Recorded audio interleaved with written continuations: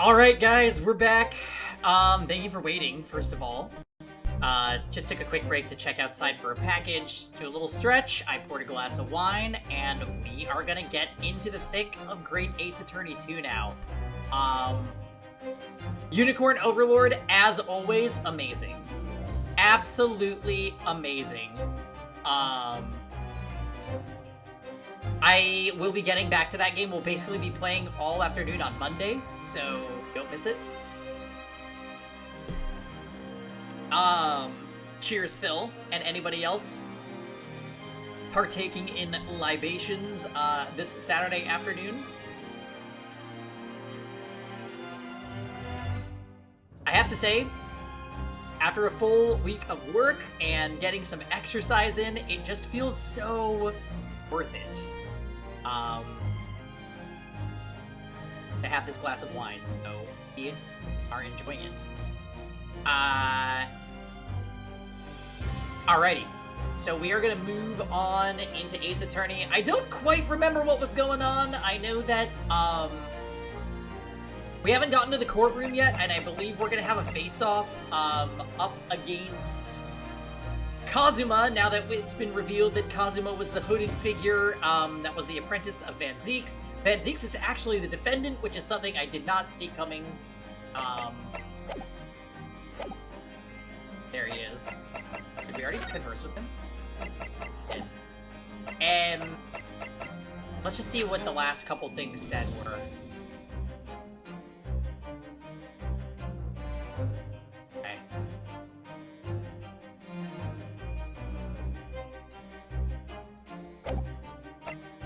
So,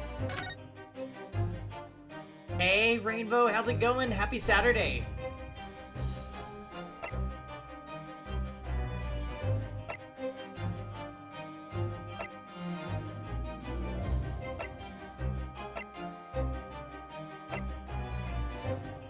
Are you sure we've asked everything we need to, Mr. Naruhodo?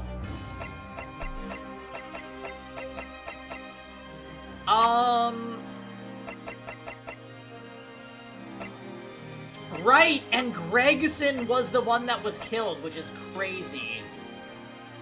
Absolutely crazy. I've been playing Chained Echoes nonstop. What game is that? I remember it came out last year, right? Chained Echoes. You know what? I'm gonna, do a quick search on it, just to refresh my own memory, because I have forgotten already. Chained Echoes. Oh, this looks cool.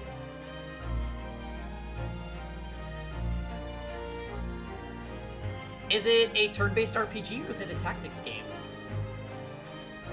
It's so good. Is it on the list? Wait, let's check. Let's actually take a look at this.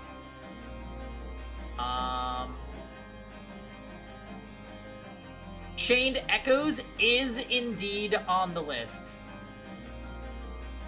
Perfect. We love to see it. It's on sale right now. Oh goodness. Let me present this picture to Van Zieks and see if he knows anything. Okay, it's also the details of this case are coming back to me. There were the people with red hair, and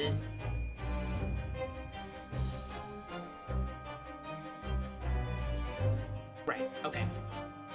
This weird red wig that we found, and this photo. Oh, I accidentally presented the wrong thing.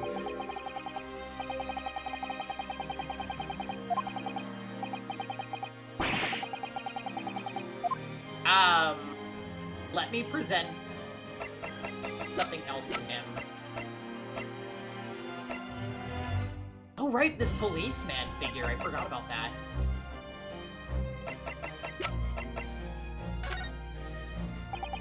Lord Van Zieks, we came by this old photograph. Where did you get that? It was taken when I became a qualified prosecutor. It's almost unbelievable. I assumed it was long lost. Is the man on the left there? Yes, that's my brother, Clint. Okay. It had to be, really. The hair. Apparently, this picture was prominently displayed in Gregson's office. He had a deep respect for you, you know? Were you aware of that? Respect. That's nonsense. No, we've heard someone attest to it very clearly. Inspector Gina Lestrade, no less. Well, maybe once, yes. There was a time things were like that. We were brothers in arms, jovially discussing the future of justice and other such lofty subject matter. It was a nice glimpse of the past, I thank you. Feel as though I got a nice glimpse of the past then too. There was a glimmer of light in his eyes, a brief twinkle, an insight to the true nature of this man known to all as the Stone Cold Reaper of the Bailey.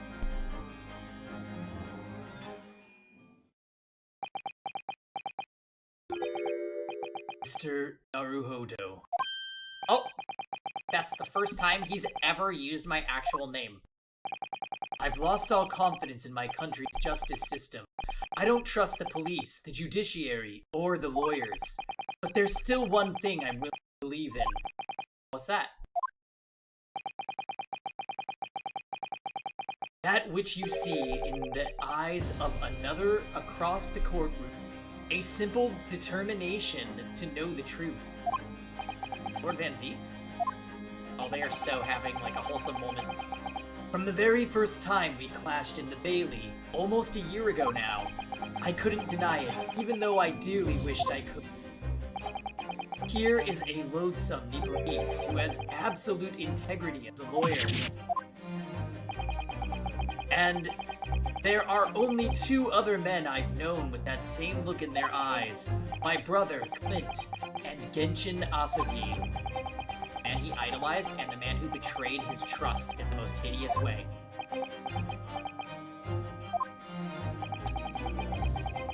When you showed me that photograph just now, it reminded me. You mean this photograph?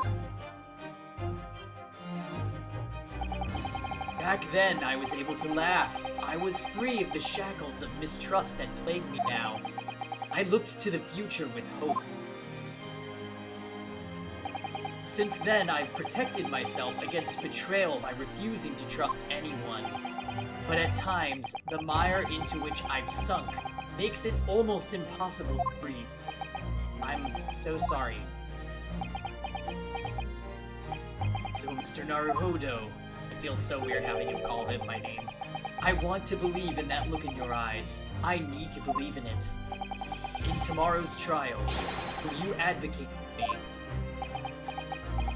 Aww, of course I will. It would be an honor. I'm so pleased, Mr. Naruhodo. Then my life is in your hands. That's actually really sweet. For Lord Van Zeeks, that must have been an incredibly hard thing to ask. Which is why I simply cannot let the man down.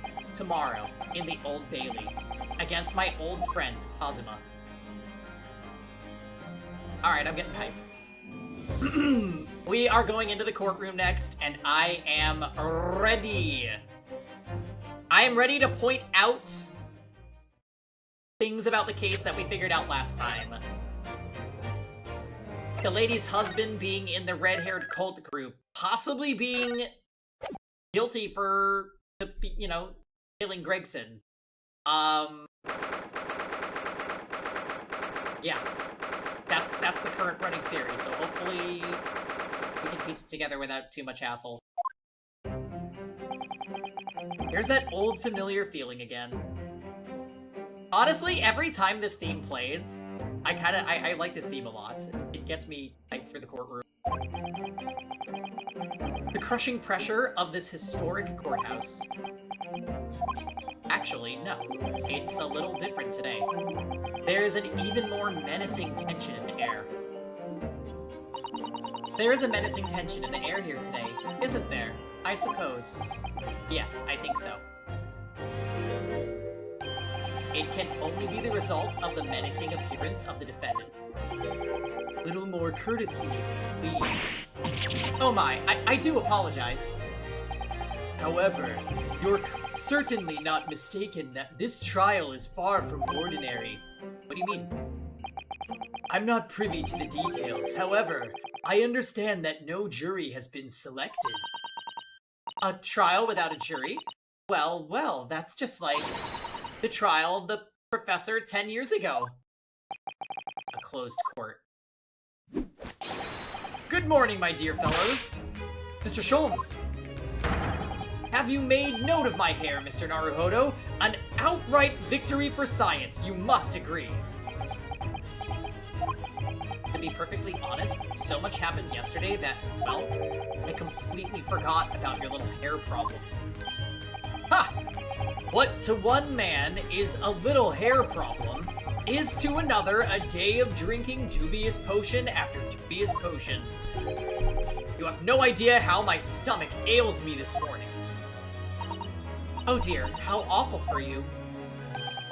I'm afraid you only have yourself to blame, Mr. Holmes. And good morning to you, Mr. Reaper. I'm delighted to see you looking so full of vim. I see London's celebrated great detective is as active as ever. Oh, you exaggerate, my dear fellow. Compared to my paltry engagements with a few trivial cases, the Reaper's overbearing presence is a far greater deterrent to the black roots of crime in our capital.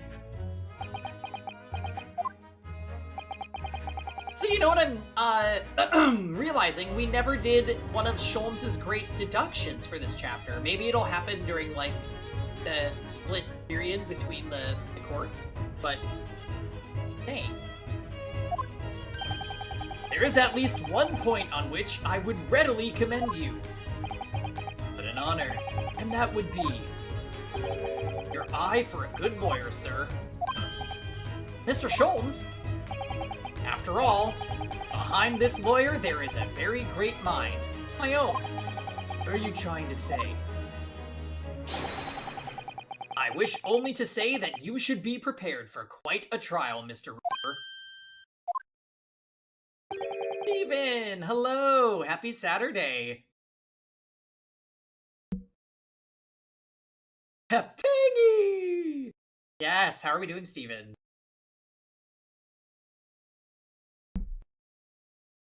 How are we doing, and what are we up to today? Yes, Phil, he's trying to cheers you. He wants you to drink, and I do too. I'm doing great today. Basically, my sleep schedule has been completely overhauled, and I woke up at 7:15 this morning and thought I had slept in. Because I did, technically. Kind of crazy. So I had kind of like a Epic 7 coffee, breakfast, exercise kind of morning. And then we started in with Unicorn Overlord, and now we're doing some GAA. It should not be considered sleeping in. I mean, yeah. But when you wake up at 5:30 normally, wow. So much fun. Do you have plans tonight, Steven, or are you going to be joining us for community night by chance?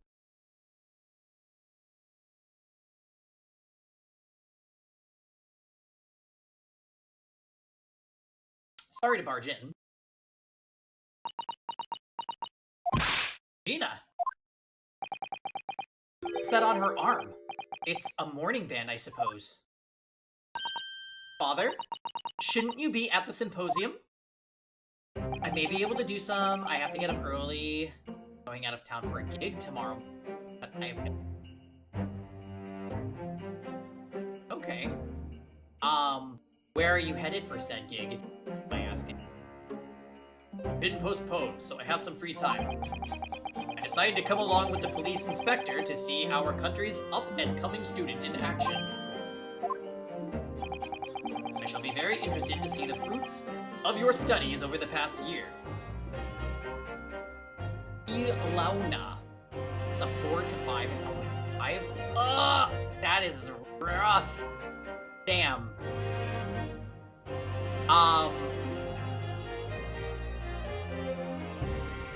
Well, I hope that it goes well. And, if you are able to play tonight, we would love to have you. Well, it's an honor to have you here. Let's hope there are some fruits to see. Odo? Oh, yes, Gina? Why'd you agree to this, eh? Why'd you take him on? This Reaper bloke, everyone says it was him, what? What killed the boss? I'm sorry, Gina, but I just don't believe that. Well, if it weren't him, who was it? World is the worst place without Gregson-chan, I know. It's really unfortunate that, Gregson was killed. I definitely didn't see that coming. I kind of thought he was just gonna leave to France and we would never see him again.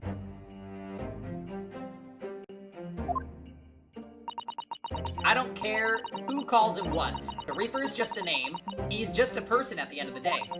And if it turns out it was him what killed the boss, then God help him. Fiery eyes indeed. Yes, the culprit deserves every ounce of your loathing. At least, that may be some solace to the deceased. Aw, Gina. I'm surprised Storytime is not here yet. And Dots! The usual Ace Attorney crew. Please, Odo. Get whoever did this, for the boss. Oh, Gina.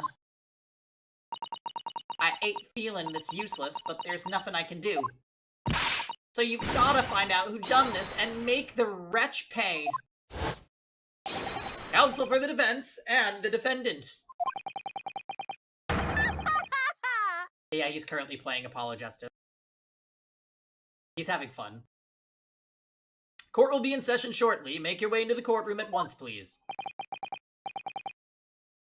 Alright then, here we go. It's time, Mr. Oh, oop, that's not her voice. It's time, Mr. Naruhodo. Lord Van Zeeks.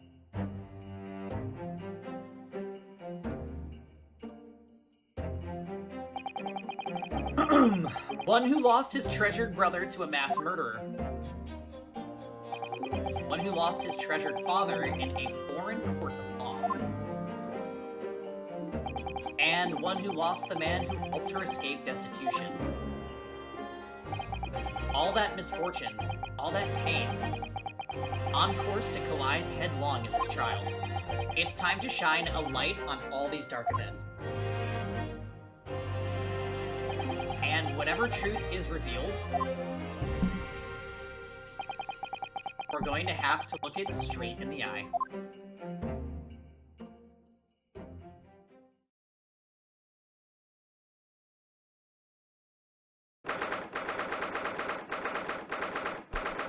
I would like to know what Sholmes knows.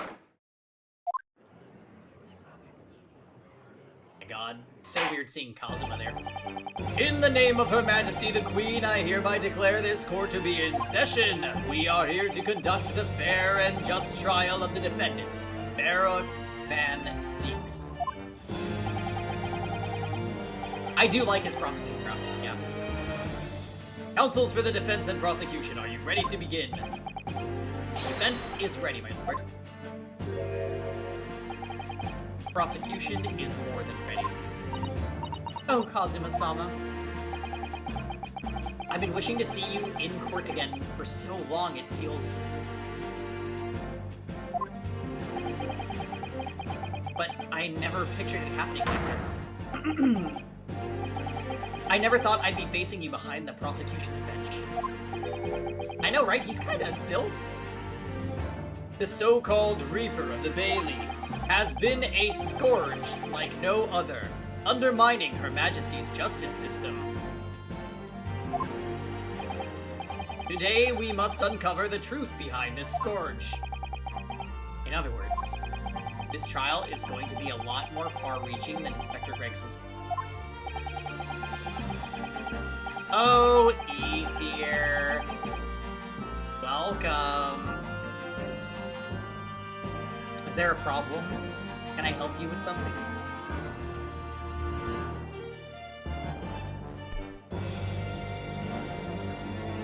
The truths revealed by these proceedings may have unpredictable repercussions through the judiciary. Accordingly, they are to be conducted as a closed trial, with no members of the public present. Every day, it's here, every day. Anyway, you got your nap right, so you're gonna be good.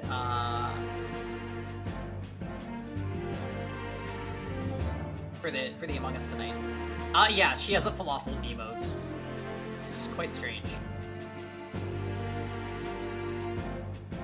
Yeah, it's okay, Phil. I corrected you, so. Yep, there she goes. Honestly, if we're not including the jury, I'm kinda okay with it. By Her Majesty's direct orders. How will that work, my lord? The burden of all arbitration and adjudication falls on my shoulders. Therefore, as you will see, the jurors' bench shall remain vacant today. If no members of the public are present, might I ask who is currently occupying the gallery, my lord? They are members of the judiciary, here to witness proceedings and ensure an equitable trial. Members of the judiciary. Oh my, this is a very unusual trial already. There is of course another unprecedented aspect to these proceedings on which I must elaborate. The counsels for the prosecution and the defense are both aliens of Great Britain. I believe it takes an outsider to see the truth sometimes. And as I stand here in this courtroom now, I'm quite certain this is the reason why I had to come to this month. Very well, let us commence proceedings. Prosecutor Asogi, your opening statement, if you please. We thought they were just aliens, and then the entire court case just turns into proving us as aliens. Kazuma. So wait, I think on the last time we streamed this, which was Sunday, Kazuma made a comment to us, something to the effect of like, it made me think he didn't want to have to prove that Van Zieks is guilty, and that he's just doing it for appearances for some reason, probably some agreement he has with the guy with the mutton chops. So we are not sold that Kazuma is a bad character or against us. I think he's just playing his part for right now, which is really interesting. So we're getting really, really close to like cracking the shell on this, like the core central plot of this game.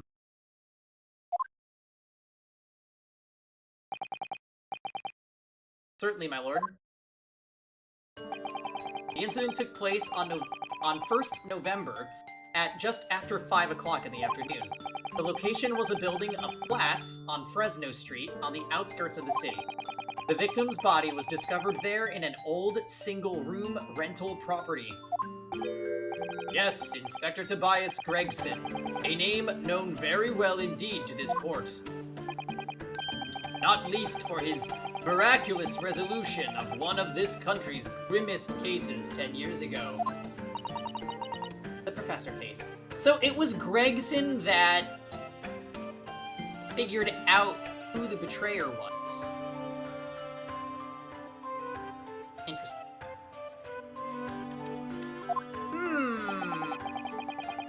How sure are you about the time of the incident?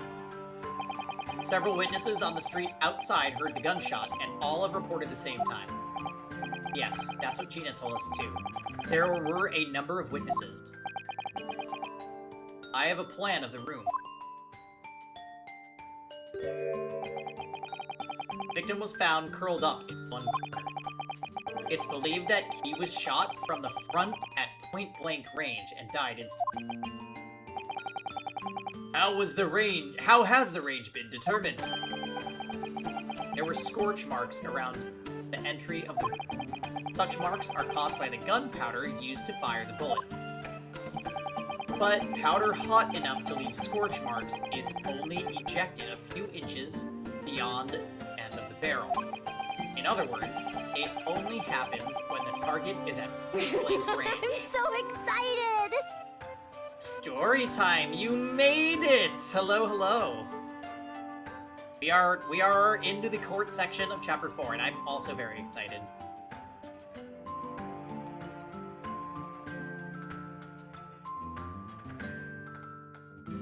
Apollo Justice Mate is here, yeah. He's going ham. And losing his mind. I see, yes, thank you for the detailed explanation, Counsel. Okay, the autopsy report has been added to the record. I need to look at that, thank you. The murder weapon was found lying beside the victim. Alright, sounds good stuff. Let's take a look at this autopsy report first. Okay. Coroner was Maria Gori. Not Gori. That other lady is not doing it. Victim was shot in the chest at close range from the front, resulting in instant death. Scorch marks at point of entry, the bullet exited the body from behind.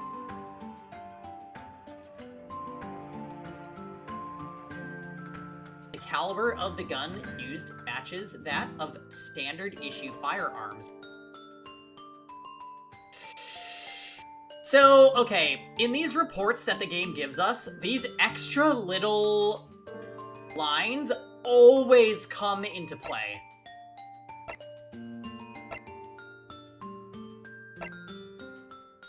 So, members of the judiciary is going to be significant.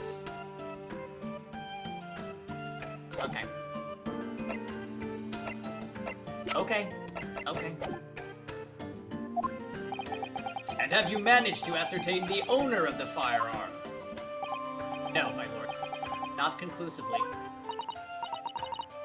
Bravo, Kazuma-sama, for not trying to use the gun as evidence when its provenance can't be proven. Furthermore, my lord, as I've explained, the revolver was fired at extremely close range. The bullet passed through the victim and struck the wall behind him.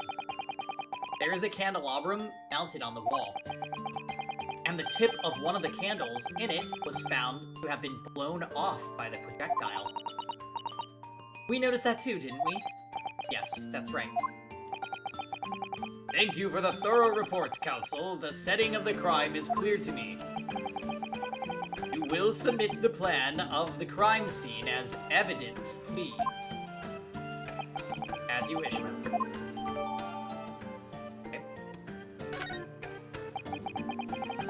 Is this Fresno Street, Room Inspector Gregson's private abode?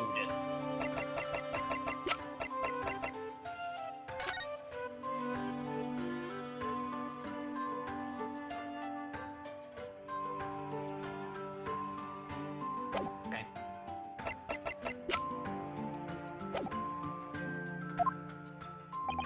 No, my lord. Room is rented to a Mr. Hoon. But there is precious little furniture inside, and it is generally in a poor state of repair.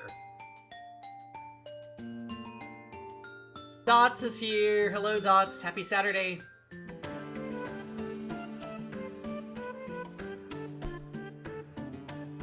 Alright, our Ace Attorney gang is almost all here, I think. Steven's here, Storytime is here, Dots is here.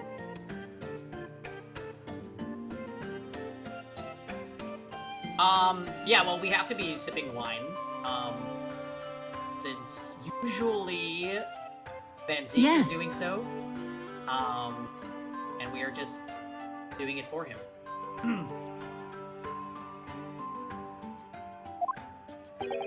And we are Van Zeeks, well. So what on earth was Gregson even doing there? Presumably, he was investigating some case or other. When a policeman was informed of the gunshot from the witnesses and rushed to the scene, he found only the deceased inspector and the accused standing alongside, holding the revolver. But Van Zeeks said that he misplaced his gun.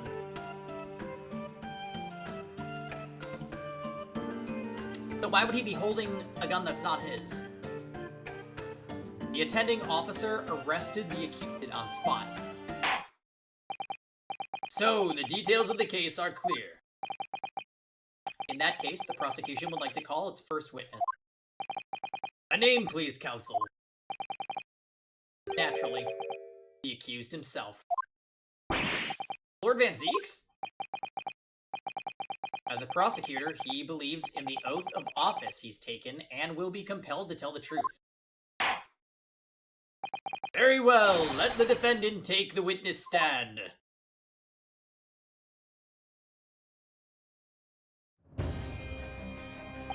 So, witness, state your name and occupation for the court. Beric Van Zeeks, Old Bailey prosecutor. I presume, Lord Van Zeeks, that you heard Prosecutor Asugi's opening thesis. I did. It was alleged that you were found at the scene of the crime, and that you were arrested by the arriving police officer. You confirm this? Yes, my lord. Then I'm sure the court would like to hear you explain some things. Namely, why you were there in the room on Fresno Street at the time in question, and what exactly took place. Intend to explain away nothing. I will simply tell the truth. I must say, Lord Van Zeeks, I never imagined this day would come. Or rather, I didn't want to imagine it would come. But since you became known as the Reaper, a part of me has been dreading it. Your formal testimony then, witness.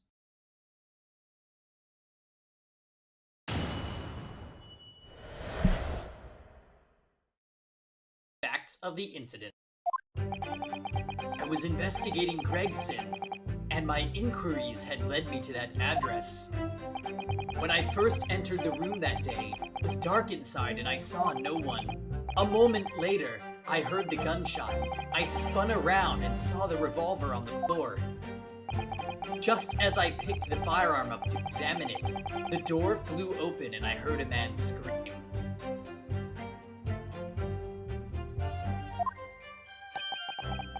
It was only then that the body of Inspector Gregson appeared before me. Okay. That testimony was the whole truth? It was. So, you heard a shot being fired in a room with no living occupants. And moments later, a corpse somehow appeared before your eyes. That about it? Right, haven't explained away anything. In fact, that would barely qualify as an excuse. Thought you were my mute's apprentice. Yet it turns out you have a way with words, Prosecutor Asugi. It would appear to be a singular tale indeed. Singular isn't the word, it's laughable. It's gotten into Kazuma. He's not behaving like himself at all. Very well then. Counsel, you may begin your cross-examination. Yes, my lord.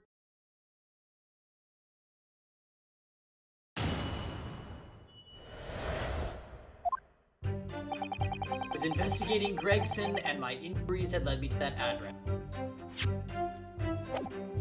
Hold it! We're investigating the inspector?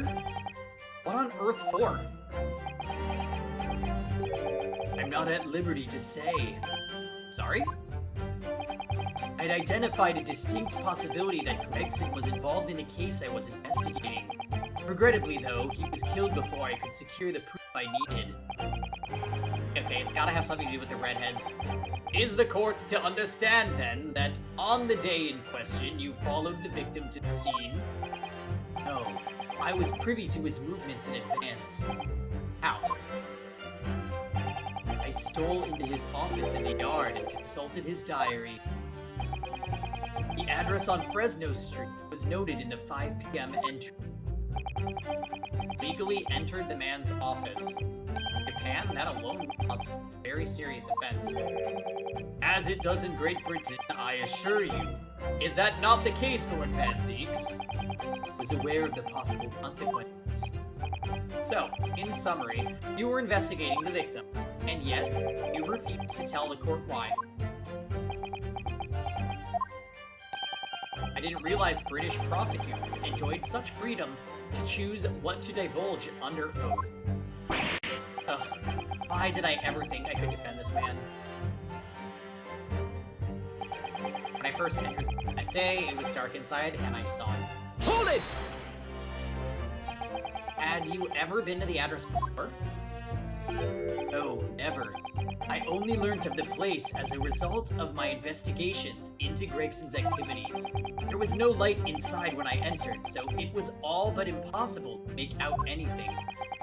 But at 5 p.m., the sun would only have just gone down. It would still have been reasonably light outside. The room has a window, but it was boarded shut. Very little light found its way into the room from outside, so it was extremely murky inside. I wouldn't have noticed if the victim was already lying on the floor. There was no artificial light in the room, you say? Quite sure of that? Quite sure that the part of the room where the body was found was very dark. I have a feeling there was a small oil lamp burning on the desk, though. I couldn't say for sure. Look, Mr. Naruhodo. Ah, yes. There is a small desk in the room just here. Yes, I remember. And there was an oil lamp on it, as well as the framed photograph. When I entered the room, I closed the door behind me and started towards the desk to investigate. And what'd you find? Nothing. I never actually reached the desk. A moment later, I heard the gunshot. I spun around and saw the revolver on the floor. Hold it! So, who fired the gun? I have no idea. I didn't see anybody else in the room. But you say it was very dark in there. Yes, that's right. All I can tell you is, I didn't sense another's presence. Ah, then could it be that the gunshot actually originated from somewhere outside the room? No, that's out of the question. Oh. Without a doubt, the sound emanated from inside the room. I could smell the gunpowder. Okay, that's good evidence, honestly. Ugh, this is going from bad to worse. And you say that's the point at which you placed the revolver on the floor? Correct. And I foolishly picked it up. That was carelessness on my part. So, what I don't get is if Gregson was alive when Van Zeeks walked into the room, why would he remain quiet? Maybe he's being threatened? Presumably then, the gunshot you heard from the firearm that you somewhat hastily took into your hands. In point of fact, my lord, I believe it did not. What? The barrel of the revolver I picked up was cold, and there was no smell of spent powder. But then, where on earth is the gun that was fired? Whilst I would like to oblige you with an answer, I'm afraid I can't. I, too, would dearly like to know that.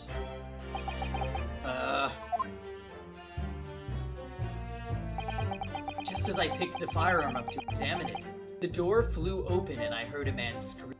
Hold it! And you say? One of the witnesses, I presume. That's right. One of the street merchants working on Fresno Street. Who are these merchants? A number of them had set up their stalls directly beneath the boarded window of the crime scene. A match seller, a newsmonger, and a peddler. They've all given statements saying they heard the gunshot. And without a thought of danger, they ran inside to see what had happened. Yes, Gina told us about that yesterday.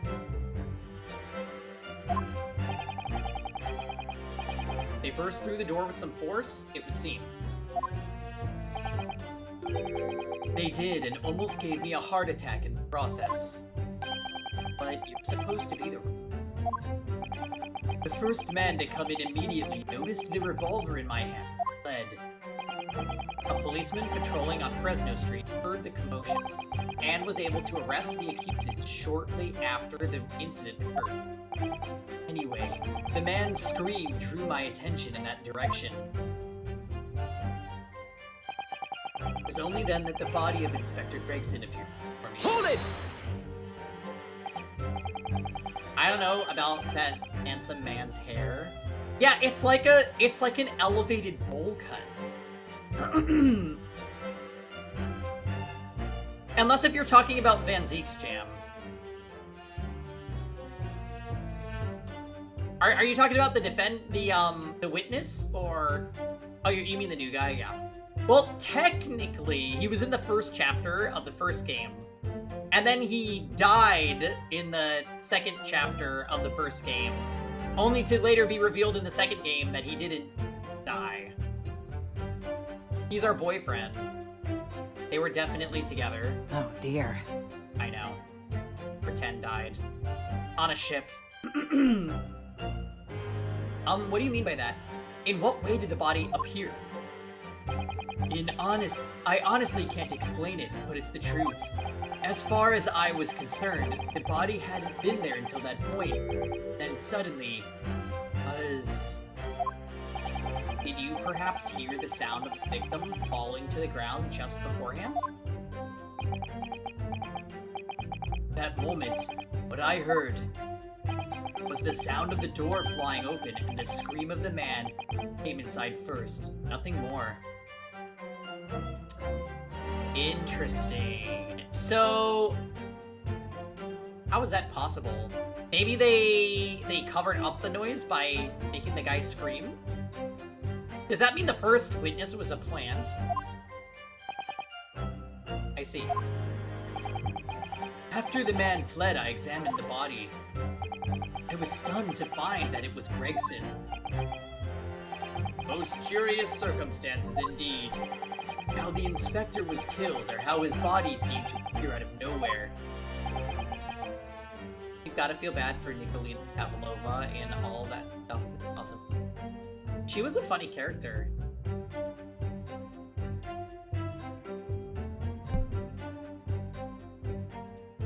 Objection! Oh. Surely the court has heard enough. Yeah, she thought she killed a guy. Or her cat, right? Wasn't it like her cat ran through a vent and, like, surprised him? First victim was a plant. Not that kind of plant. Jim! My lord, the cross-examination was clearly that the accused, Barrick Van Zeeks, is lying on multiple fronts. That story was a lie. She pushed him as she thought he was gonna turn her in. Oh, that's right. That's right. I forgot about that. Let me flip on a light real quick, guys. It's like dark.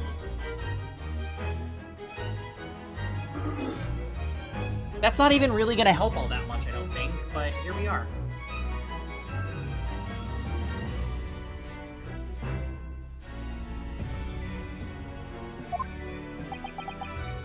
What is that supposed to mean? Good gracious, counsel! Defendant is lying, you say? We lost some terrible lighting. Well, actually, it did help, so we don't have that. But, I'll be turning on my other light when it gets darker. Oh, yes.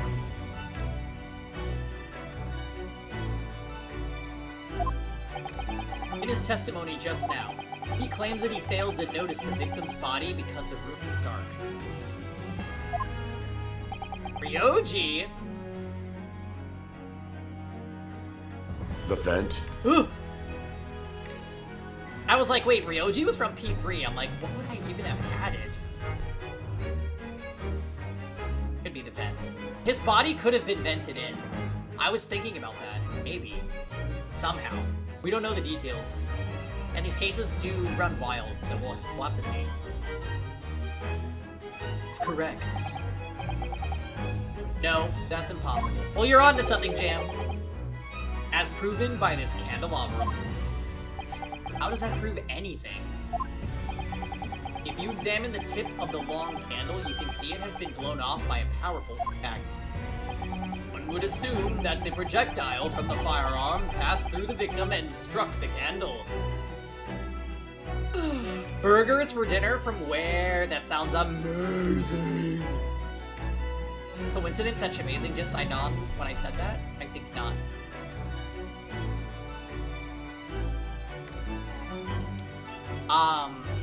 I was gonna suggest to Kevin that we have, turkey burgers.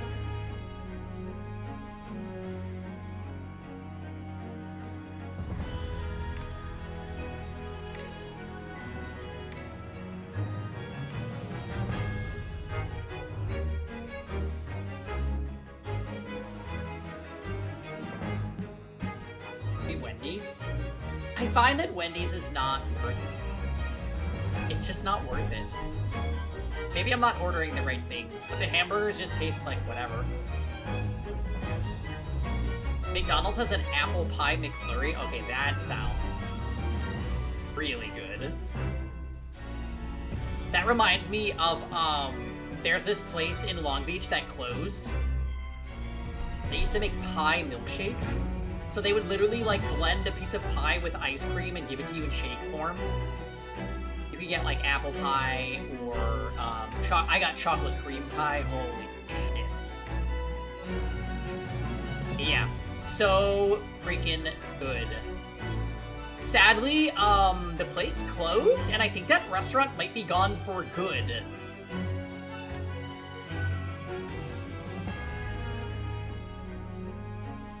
Oh, I think he's saying that about the pie shake. Damn.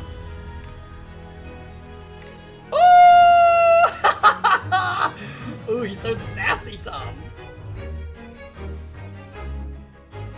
I'm in a pie. It's fine. I mean, an apple pie McFlurry from McDonald's sounds amazing. Because apple pie with ice cream is like one of the best combos.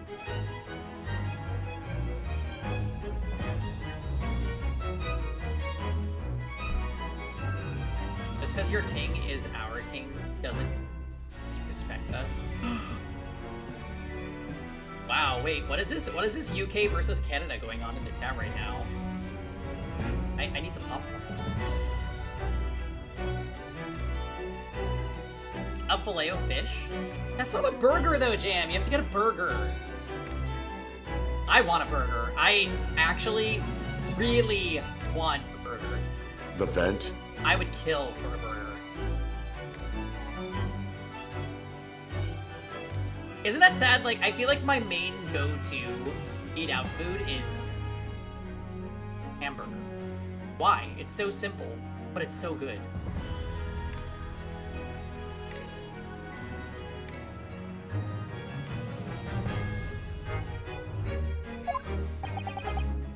Sammy's.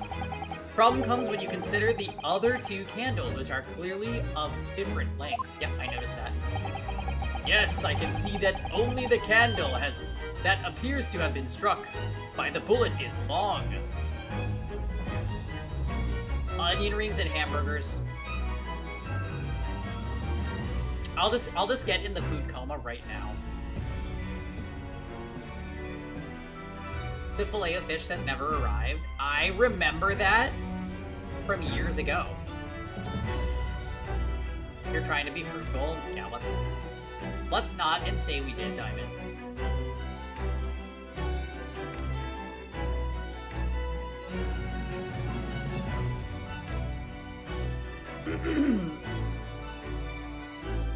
It was uploaded into the Ping Nation hive mind. Gone but not forgotten. Gone but never eaten. I only ate out on Friday, got some pho, and it was this. Yeah, I don't get paid until next week, so I'm still kind of living on money. The hive mind in question is, yeah, it's, you don't like pho jam? Pho's delicious.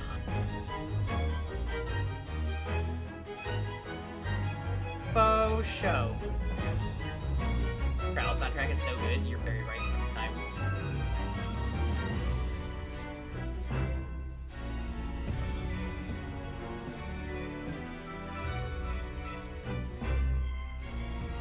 Okay, yeah, get the quarter pounder jam. Attaboy.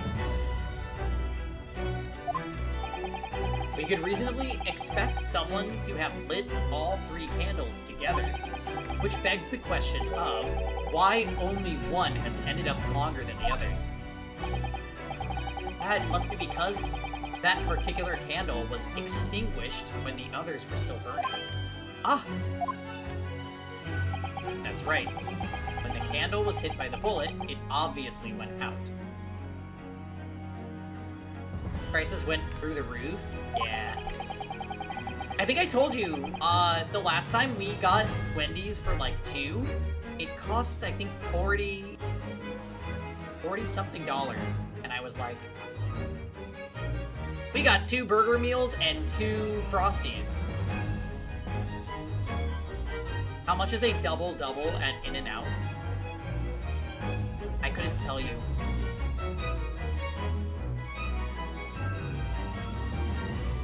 A double-double, it's probably like $11.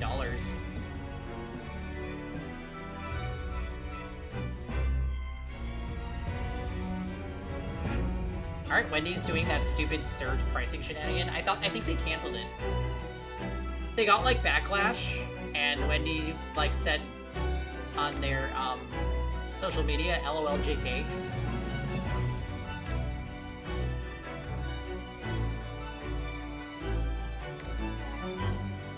Yeah.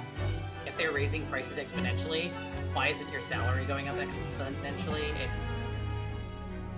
It's fucked up what's happening. Food prices are like super insane. Even like if you go to the grocery store, things are so expensive now. Coffee that we used to buy that used to be $5 is now $8 for the same quantity. It's like, why?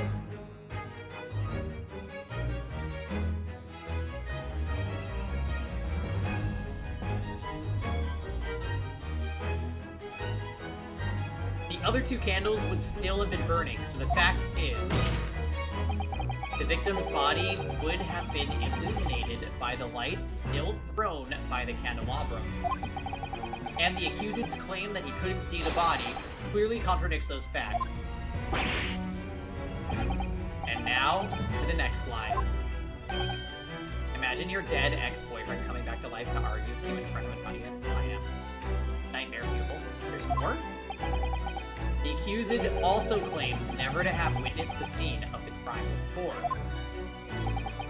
That's the truth. In that almost empty room, police discovered something very unusual. A board covered from top to bottom in documents and newspaper cuttings. Yes, that's right, we saw it too. It goes without saying that the contents of the police documents cannot be divulged. However, they include a number of reports from various historical cases, oldest of which was from 10 years ago. This is starting to sound familiar. And there is a common thread linking all the documents on that board. Indeed. What is this common thread, Counsel?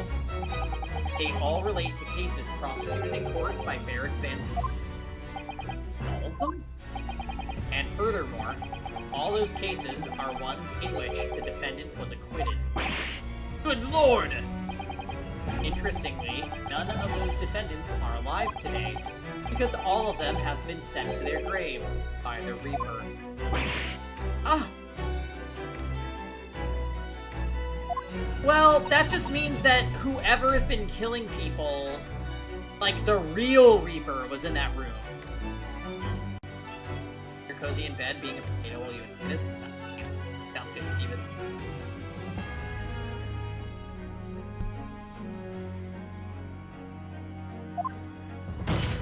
We were just talking about apple pie McFlurries from McDonald's. Yay or nay? A bed potato? Yeah. In short, that dingy little room is the Reaper's secret hideout and his base of operations. The Reaper's hideout? And yet, the Reaper would claim never to have been in his own secret hideout? It does sound delicious, I'm saying. It seriously seems amazing. And I'm getting it, get it. Jam, did you get one of the green McFlurries? The ones that they did for St. Patrick's Day. It was like, no. Shamrock Shake or whatever. Alright, well, Steven, I'm sure there's a McDonald's. It's time.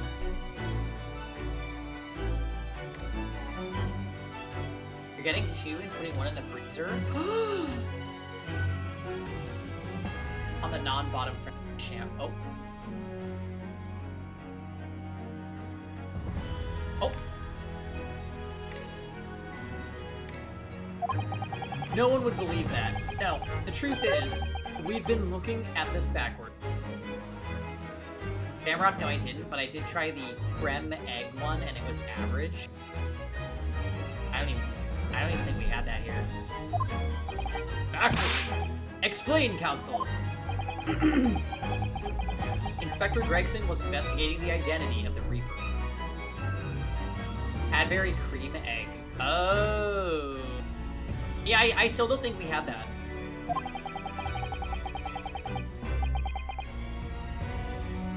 When he discovered the location of the man's secret hideout, he was killed. I don't think so.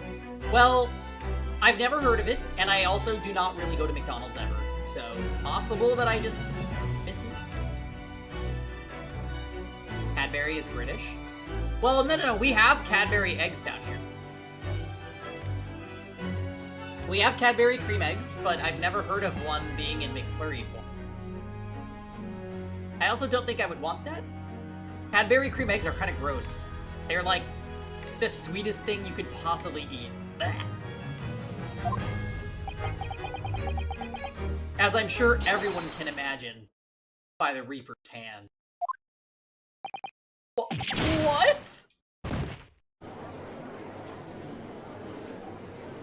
Yeah, maybe the ones that are just chocolate, you know? I don't want like sweet cream inside chocolate. It's like too much. Order, order, order.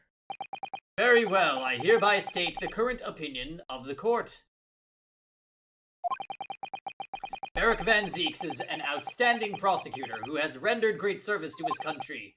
However, it is with deep regret that I must concur with Prosecutor Asogi's contention that the defendant's testimony exhibits a number of stark inconsistencies with the known facts. All I have done is state the truth as I know it. Kazuma's done a brilliant job as ever. He's drawing on his experience as a defense attorney to build his prosecution case. Yeah. He's our boyfriend, Jam. Of course he does. Oh yeah, and it's formidable. Counsel! Asiago. You will submit the board that you just showed to the court as evidence. I believe it to be fundamental in establishing the facts surrounding the Reaper's existence. Yeah, they're roommate. Thank you. Alright, let me see the board we got. And now the prosecution would like to call a new witness to the stand. Hold your horses, Kazuma. I didn't even get to do anything with the cross-examination.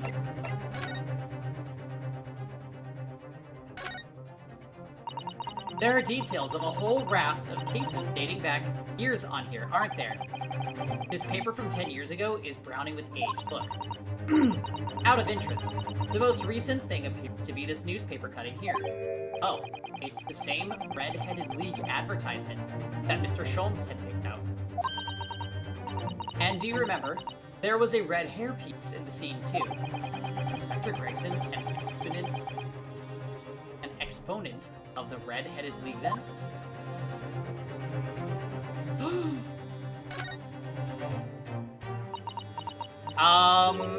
Oh, what's this? Mr. Naruhodo, look! Oh yes, it's a smudge of some kind. In fact, looks just like a handprint. And the color. That's blood, isn't it? Oh dear, how disturbing.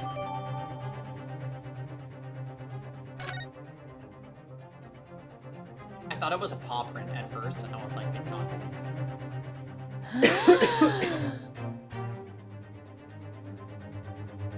Okay. So there's nothing else to examine. A non...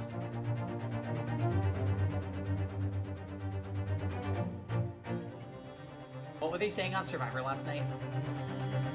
Unanimously.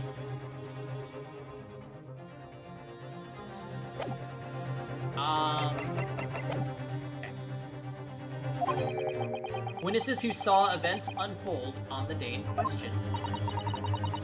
They were mentioned in the previous testimony too, if you remember. Yes, the street sellers who heard the gunshot and went running into the room. Very well, lead the witnesses in. The defendant may step down from the witness stand. Certainly, my lord.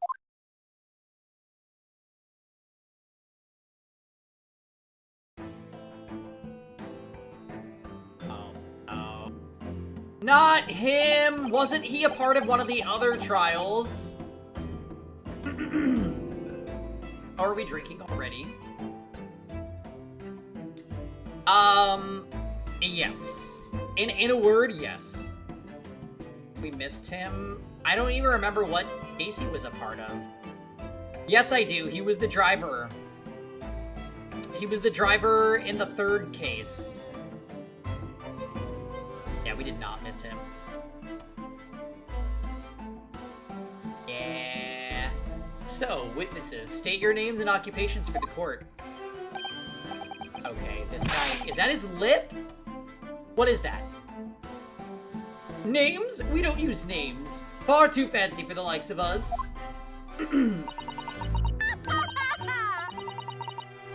Yeah, the way it wobbles is just... I think it's sausage. She seems iconic, yeah.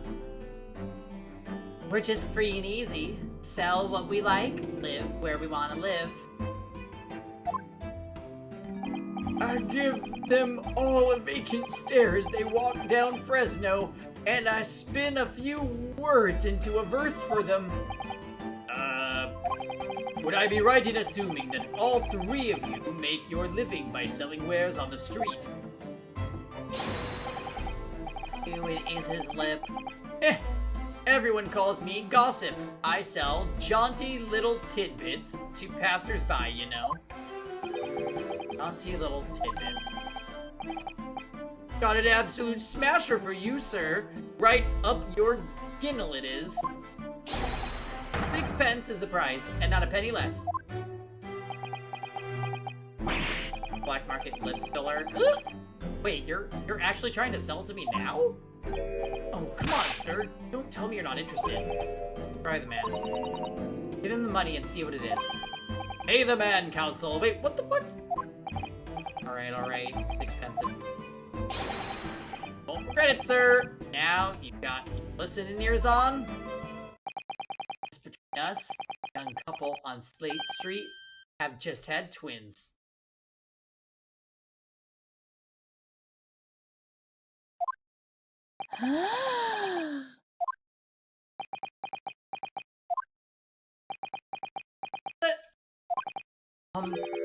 Is that it? No, that's not it. It's Gossip, isn't it? It wants to spread. But that bit's up to you and your mouth, of course. I got more, you know. Want another juicy one? 6 pence a piece it is, if you're curious. I am curious, yes, about what's going on under that fat bottom lip. Namely that unusual bruise or whatever it is that's poking out under the collar.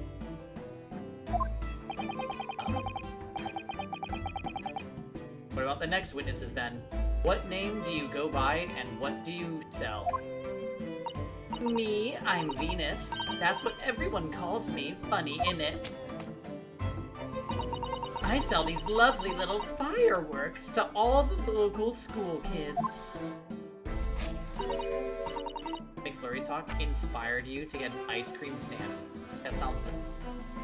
I have not stocked ice cream sandwiches in...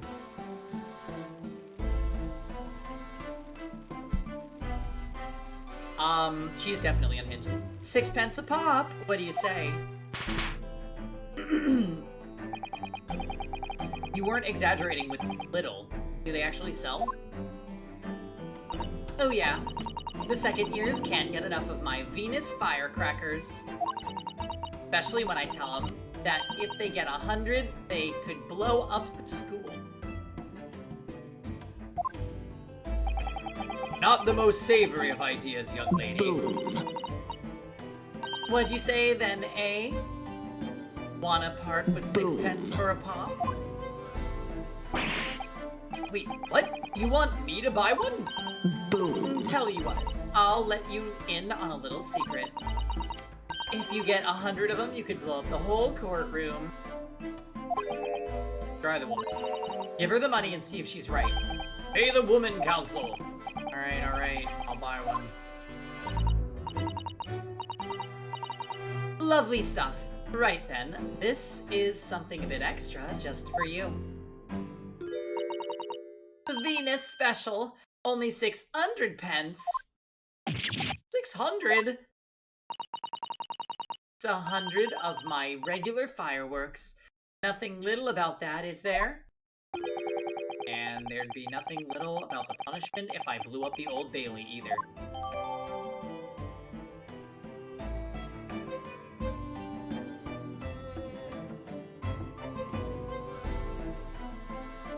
Okay, this was just added as evidence. It's giving selfie from FF8. Selfie did have a part where she said, like, woo! Something. Interesting. So wait.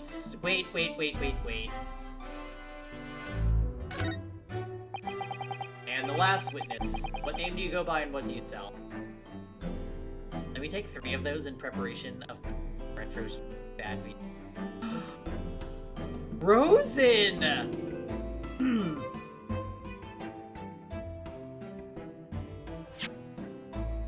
Oh, yes, that's what.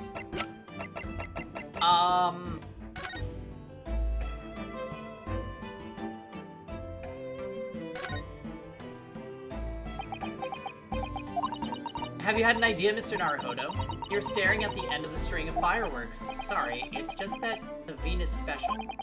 I was wondering what 600 pence worth of fireworks sound like. Now we find out. What? What? She said it could blow up the courtroom. Boom. Alright.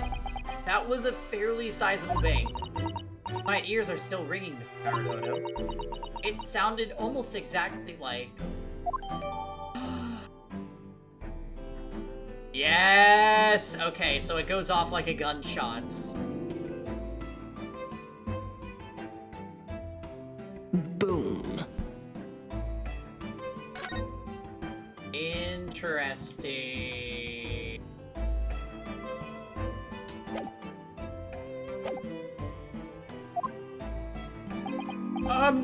A thinker, me. Think all sorts of thoughts. I think, therefore I am. I am, therefore I think. Think. Like a Gunshot is an AA certified classic. Because I stand there on the street watching the world go on about me. They call me the Observator. Get out of it, old man. Everyone calls you Sandwich, and you know it. So, you don't actually sell anything. A problem shared, a problem shared is a problem halved, as they say. I give advice, I do, and think what it means. I don't actually sell anything, no. Come to think of it. Pity. No more purchases today, please. Well, we have quite a cast here, it seems. They conduct their business on Fresno Street from morning until night, my lord. And always in the same place, directly adjacent to the crime scene. I see, and thus they heard the gunshot, I suppose. Not only that, but they bravely ran inside to see what was going on and witness the crime. Well, I'll be beggared, I thought. Just between us. Venus de Milo. Milo? What am I to do? What a terrible thing I saw.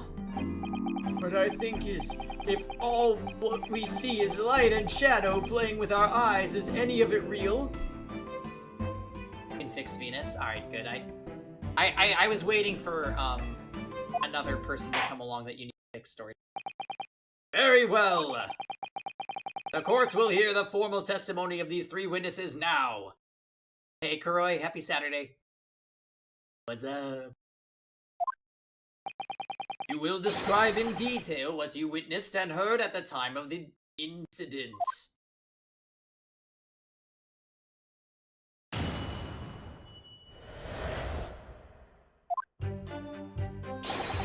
We saw the whole thing from start to finish. We did everything from the moment they went in the building. It was less than a minute after the Reaper had gone inside that we all heard a big bang. Seems to me that quick to talk is quick to walk. Gossip. Couldn't wait to go and see what had happened.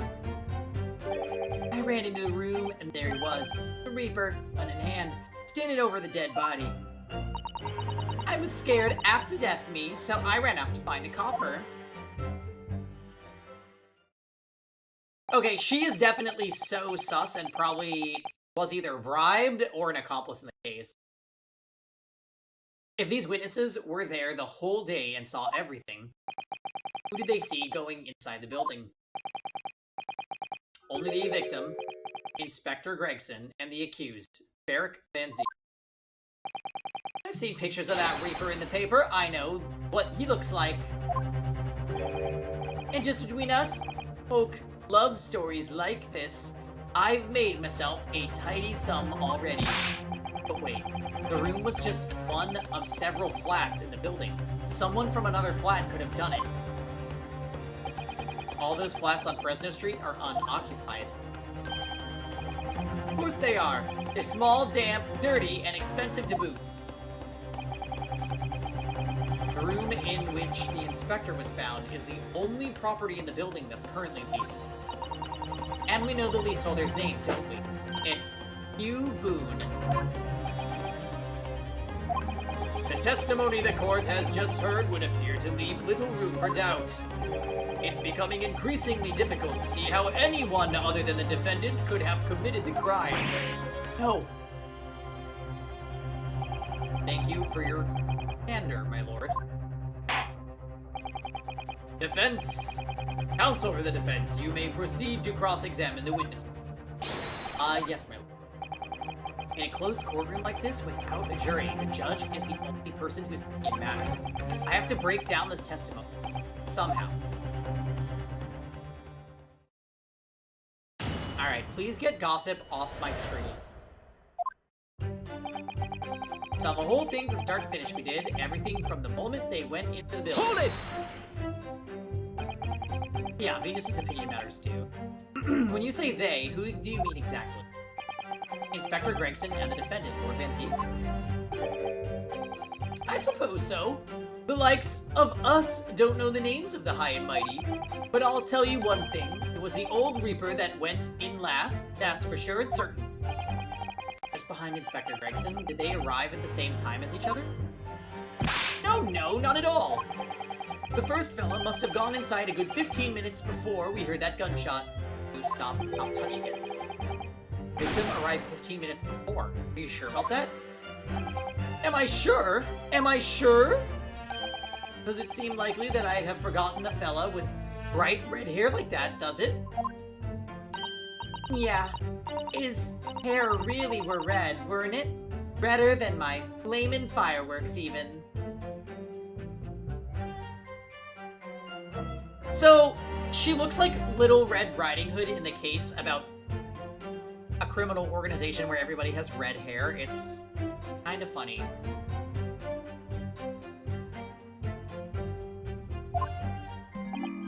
That fiery red mop still burnt on the inside of my eyelids, it is. Wait a minute. You're saying the man was a redhead? Weren't you listening, chum? He was a redhead, and he had a big trunk with him as well. But Inspector Gregson's hair isn't red, not by any stretch of the imagination. It seems likely that the person you saw wasn't, in fact, Inspector Gregson at all, but some other third party. No, hate to break it to you, but the witnesses are correct. What? Have a look at this photograph of the victim taken at the scene. Aw, Gregson. I thought he was bald. Yes, that's Inspector Gregson. His wig, though, and a red hairpiece. Ah! Of course. We saw one on the floor when we investigated the scene, didn't we? I still refuse to believe Inspector Gregson wore a hairpiece, though. So then why on earth would he have been wearing something like that? The color does seem to suit the man, one might say. The wig killed him. The photograph will be submitted as evidence, please, counsel. Okay. What became of the trunk that red-headed victim was supposedly carrying? He's totally Babyhead from Envy. Yeah, from Vampire Savior. Babyhead was a cool character in that game.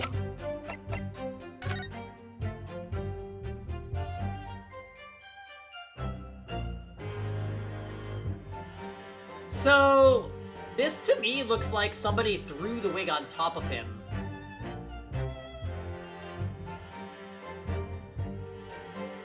Because if he was wearing it, it wouldn't look like that. Part of it would be under his head. And where are his fish and chips? Is this even Inspector Gregson?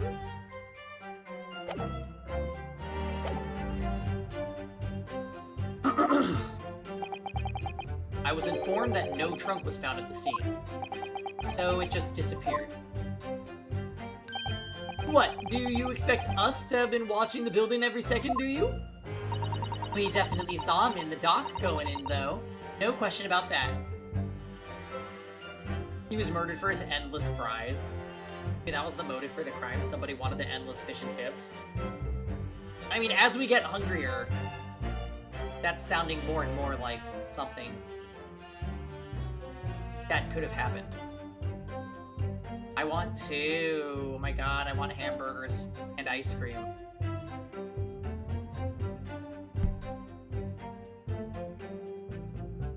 Damn you, Jam! It was less than a minute after the Reaper had gone inside that we heard a boom. Hold it! By which presumably you mean the gunshot. I sell these little things, don't I? How would I know what a gunshot sounds like? But I've always thought it probably sounds a bit like this, doesn't it? And you say you heard the noise almost as soon as you saw the defendant here enter the building. That's right, it was almost straight away. Bang! It went just like that. Well, he's the Reaper, isn't he? Isn't that what the French call a fait accompli? When the Reaper's around, people are going into the ground. I mean, that's what he does, isn't it? I think we get the message. The Reaper couldn't allow the inspector to live after he discovered his secret hideout. There could be no clearer motive for the crime. Yes, it's certainly an eminently credible motive. Great. And at that point, you ran inside. Is that correct? Seems to me that quick to talk is quick to walk. Gossip couldn't wait to go and see what happened. Hold it! So, when Gossip ran to see what had happened, did you go too? Well, me, I'm a bit hampered, see? All the signs are that I can't move very well. You were way behind, presumably. That sandwich board around your neck and that big sign in your hand. What a great burden you bear. Pardon me for asking, Mr. Sandwich, but is it possible you and I have met before? I'm not anybody, me. The signs are what make me who I am now. I signed, therefore I am. So, you weren't employed as an omnibus driver just under a year ago then? I must be mistaken, but I believe his trembling has intensified, Mr. Naruhodo. Yes, I agree.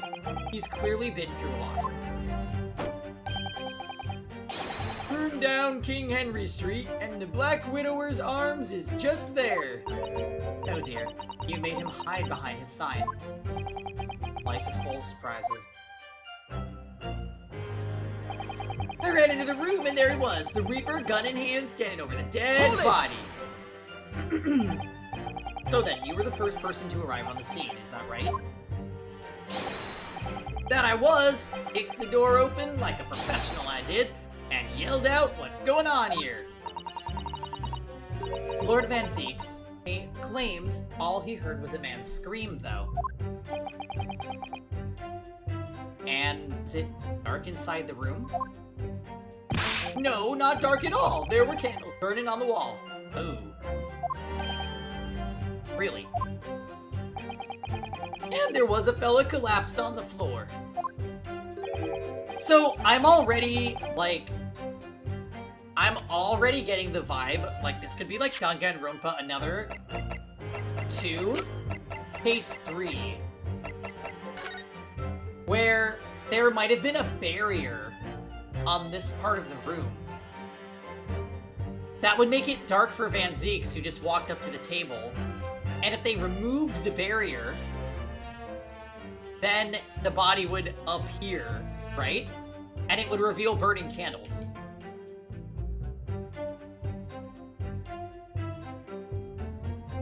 Honestly, this board could have been used as a barrier.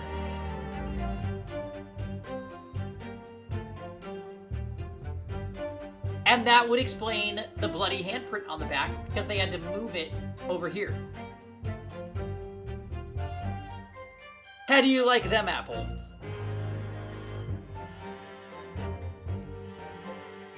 I think that's what happened. There was a blockade to the corner of the room, which is why it would block the light and the body, so Van Zeeks wouldn't have seen it. However, I kind of think that Gregson was dead before he entered the room.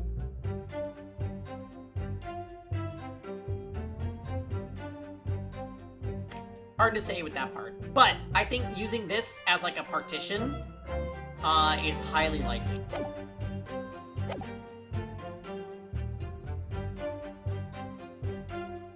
Just between us, it's the first thing I noticed when I got inside. Ah, I see. Even though Lord Van Zeeks claims not to have seen any such lights on the wall. The next thing I noticed was someone standing right beside the body. The accused, Baron Van Zeeks. That's right. The pale-faced Reaper himself. I was a little shocked, I won't deny it. But I'm no lily-livered coward. I stood my ground and gave that Reaper a cold, hard stare myself. And was there anyone else in the room at the time? No, of course not. Not at first. Then this old stiff came waddling along behind me. Of course, only him mind. I can't handle stairs so well as you can imagine, especially on the way up. Couldn't have just failed to see someone? It was a bit dingy in there, I grant you. But there were the candles on the wall and the lamp on the table. There was nowhere anyone could have been hiding, mark my eyes. Wait a minute, yes there is. Isn't this literally a door in the back of the room? Or is this where you enter the room?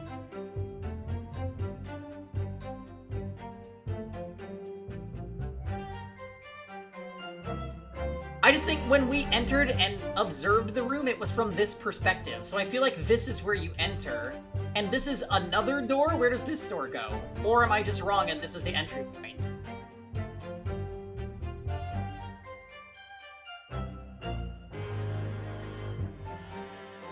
That door is just the entrance? Well, then how come everything was flipped?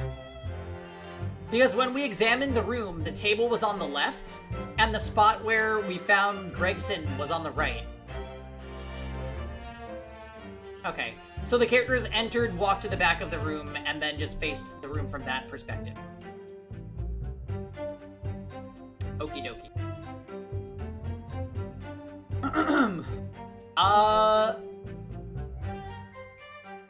Alright.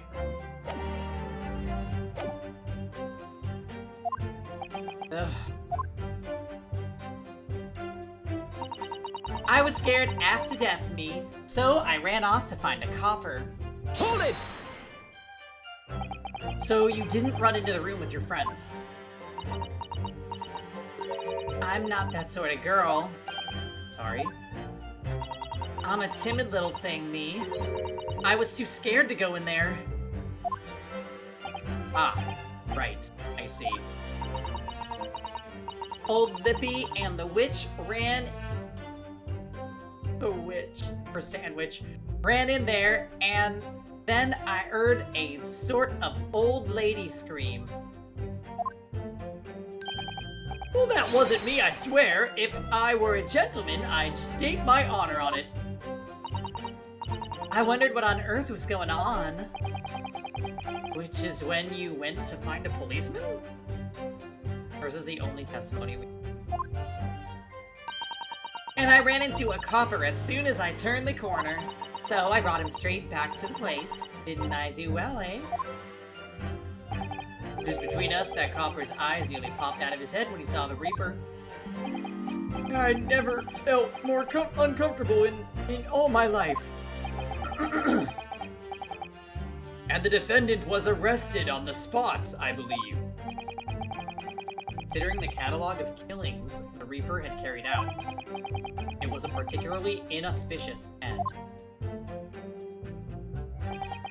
If I can't find any holes in this testimony, I'm afraid the judge will give a ruling of guilty, Mr. Naruhodo.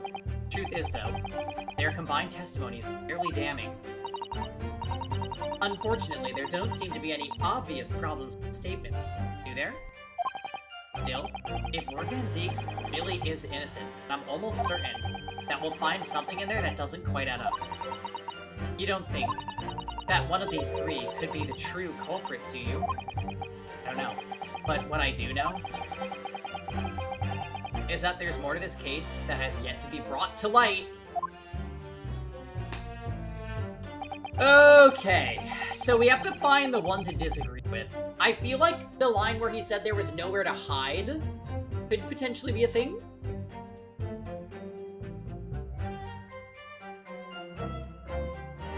Saw the whole thing from start to finish. Everything from the moment they went in the building. Less than a minute after the Reaper had gone inside that we heard a big bang. Seems to me that quick talk is walk. Gossip couldn't wait to go see what happened. I ran into the room and there he was, the Reaper, gun in hand, standing over the dead body. I was scared after death, so I ran off to find her.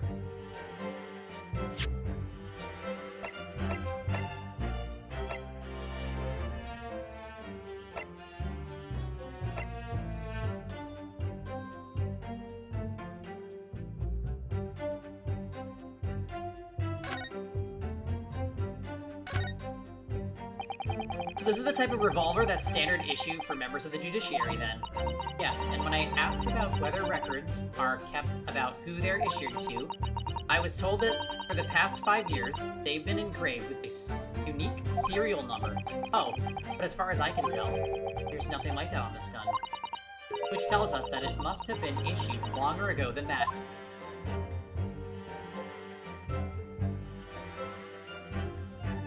Stupid question, but do you know how much this game is on Steam? Gay Boy Clarence, welcome to the stream, first of all. And second of all, I actually do not.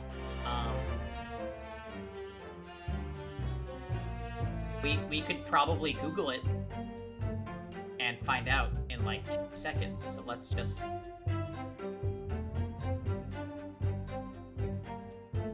Great Ace Attorney Chronicles Steam. Oh my goodness, it's $39.99. Delightful.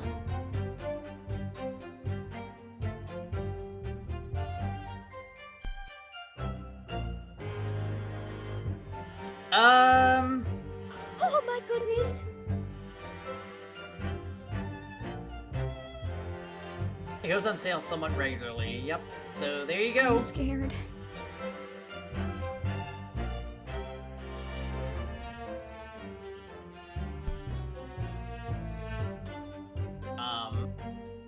Anyway.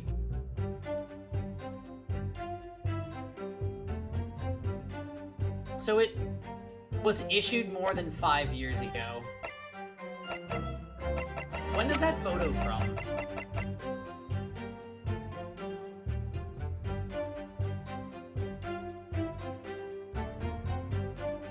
Not that photo.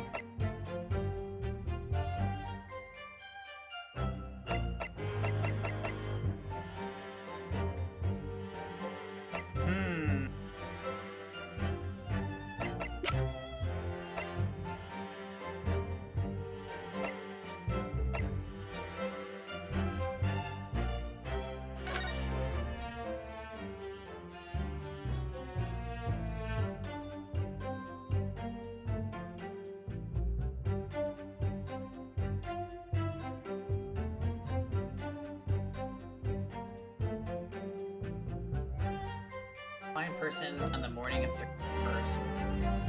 Park on Blind Street. Interesting.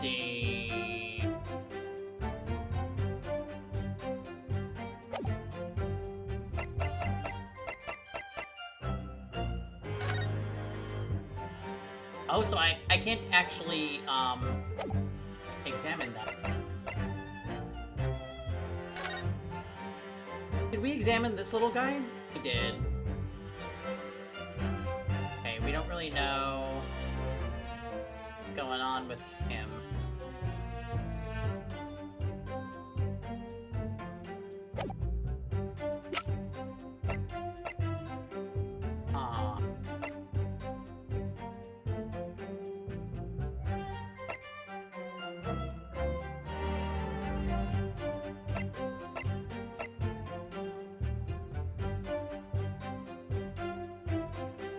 There's a red hairpiece on his head.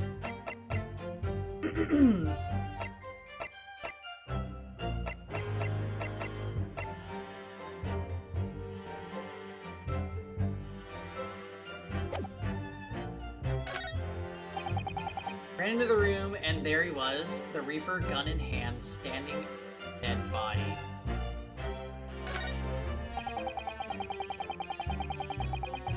Couldn't happen.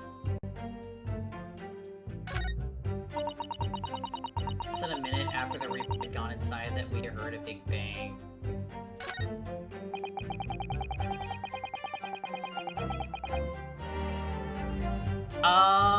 is Among Us in 1 hour? It's in about an hour and 20 minutes, Lisa. I'm slightly worried that you might have missed something small that might trip you up.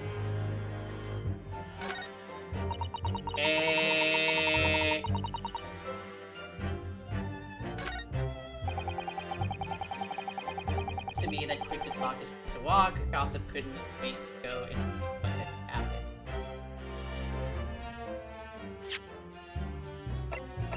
I'm not really sure how any of my evidence is relevant to what they're talking about. Like, we have the gun. And I cannot further examine it.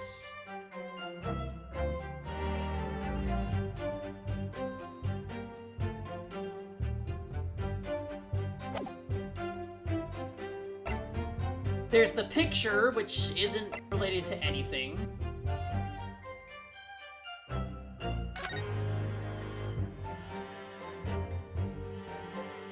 Order daily vigil is supposed to be in effect for having violated Cause 1 prisons. Abiding and abetting the escape from the convict plank prior to execution. Details of the escape are being investigated. Happy birthday! Hey, Mitch. Indications are that the jailbreak plot was conceived prior to the convict incarceration. It's believed that the convict engaged in some sort of prison staff and disclosure of information regarding the investigation. That's not relevant. We hadn't read that, and that is... Can't interact with that. Can't interact with that.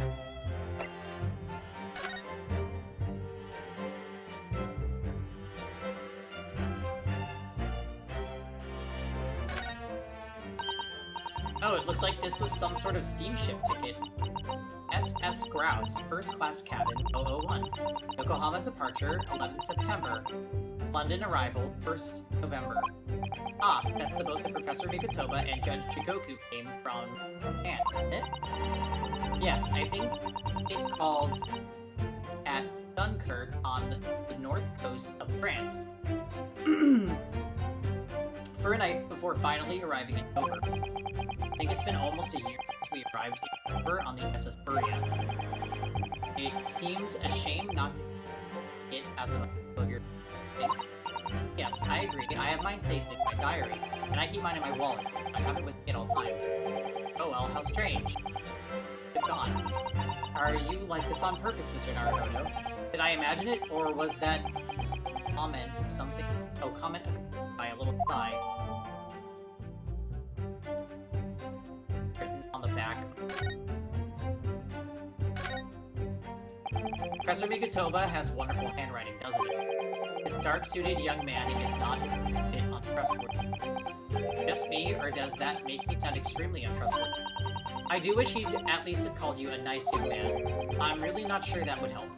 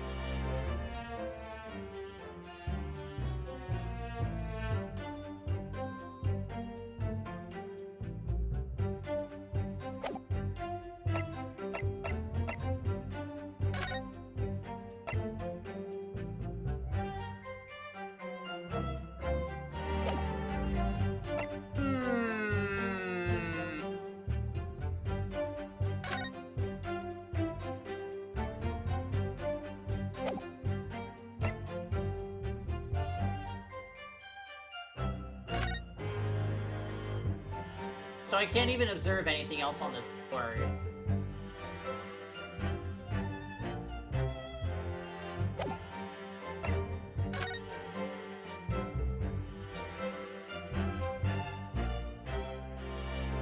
Armin?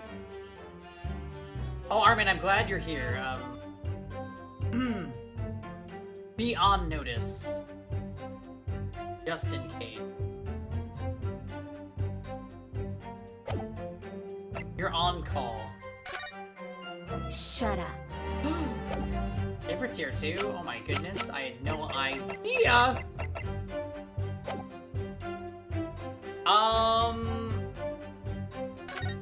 It was less than a minute after the Reaper had gone inside that we're all heard saying.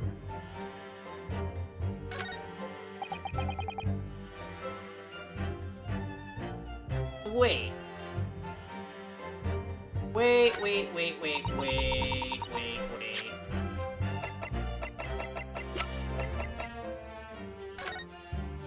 Why does it just say time of death and then nothing?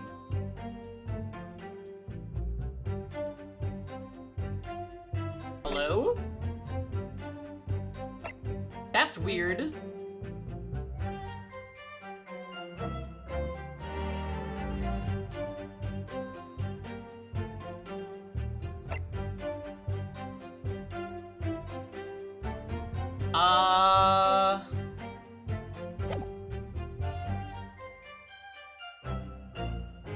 And they said that it happened around 5.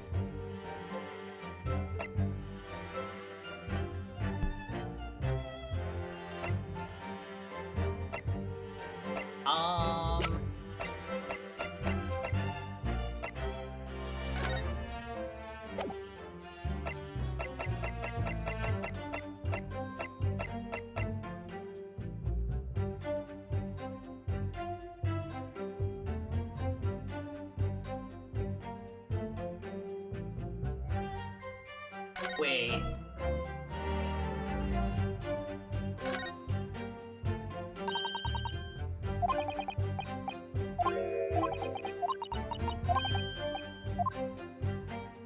Right. It's a key.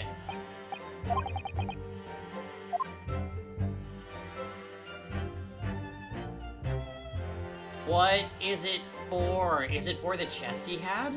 That's not even a part of the testimony, though.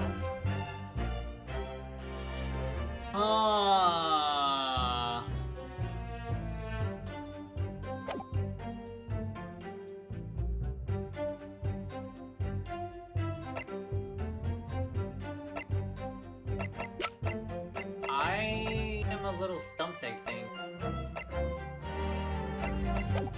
Less than a minute after the Reaper had gone inside, that's when we all heard the bang.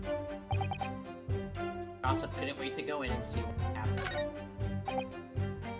I ran into the room, and there he was, Reaper, gun in hand, standing body.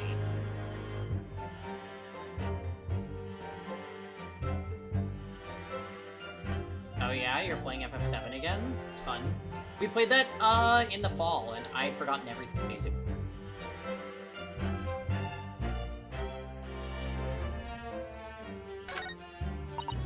I was scared half to death, so I ran off to find a cop.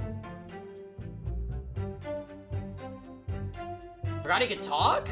Oh my. Yeah, you're confusing him with Koromaru. So if she didn't enter the room...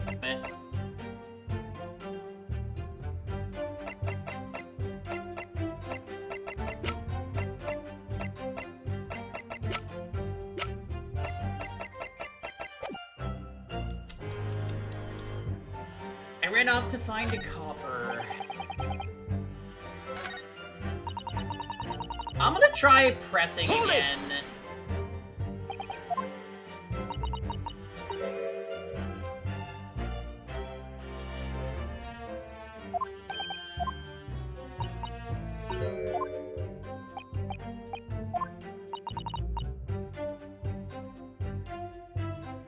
I heard a sort of old lady scream. What does that mean?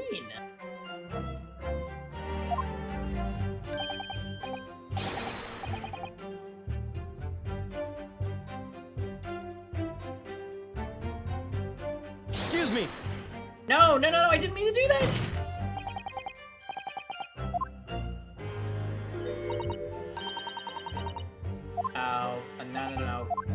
well, we just gotta slap on the wrists.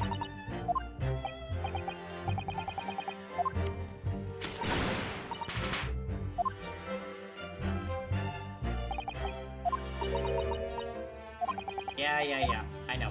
The judge is gonna get us in trouble, I know.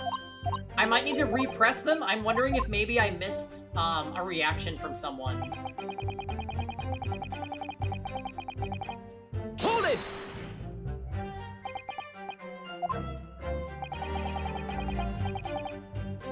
Yeah, that's great. Success feels good, don't it, Dots?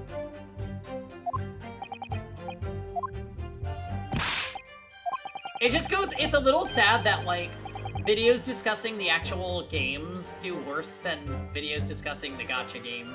But the gacha game's relevant, like, it's receives normal updates, so it makes sense that people really like it. Victim arrived 15 minutes before.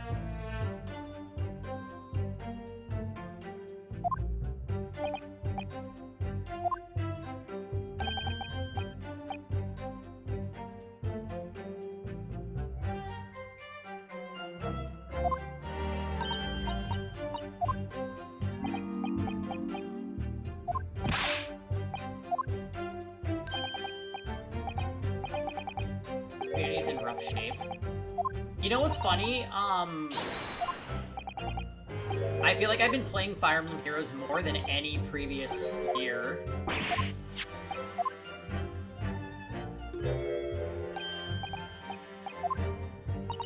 This year, for whatever reason, I've just been, like, idly playing.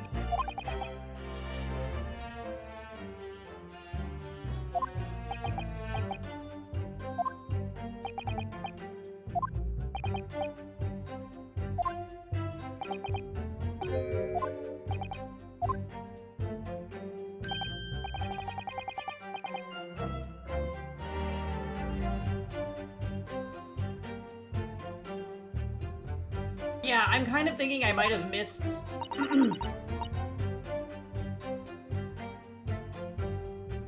Definitely saw him in the dock going in. Hold it!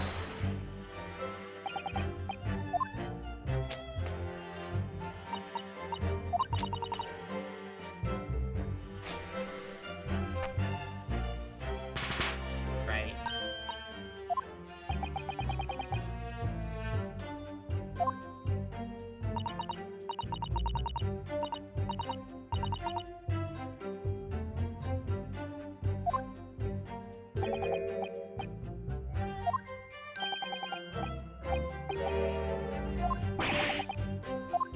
Okay.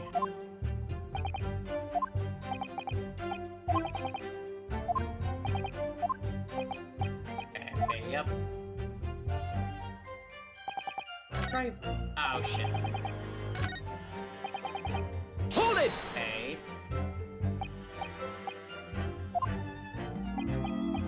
A bit hampered with the sign.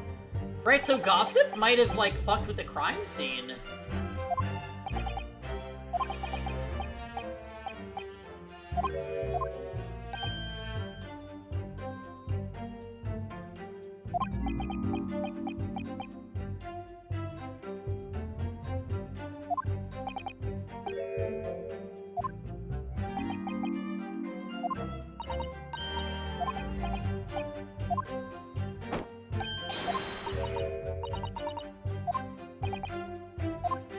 Okay, so yeah, there's nothing to do there. Gun over the body. Hold it! You're the first person on the scene.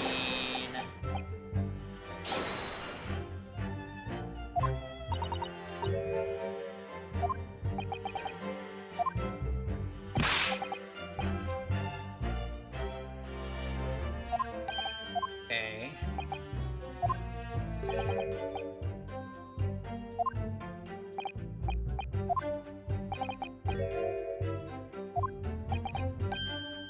Someone's standing right beside the body.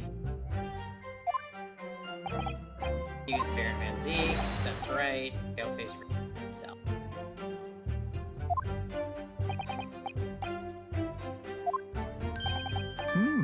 Aha!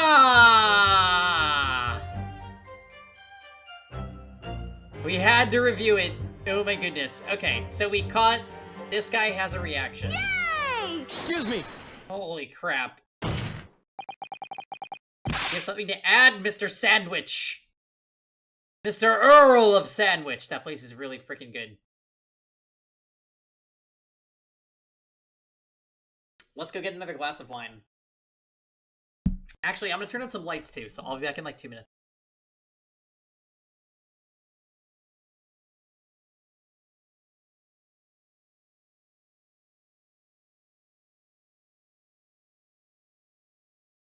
Where are you?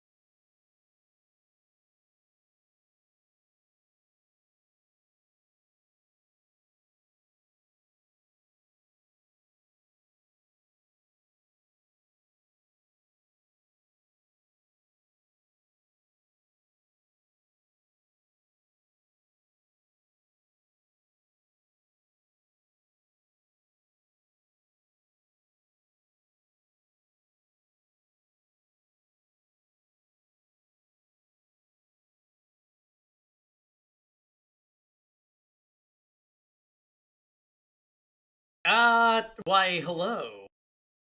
I am back.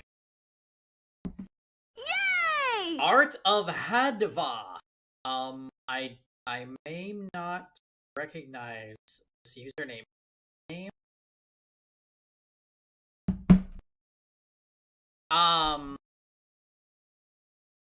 I definitely, like, have the munchies, and I have nothing to feast upon, so I'm a little bit sad.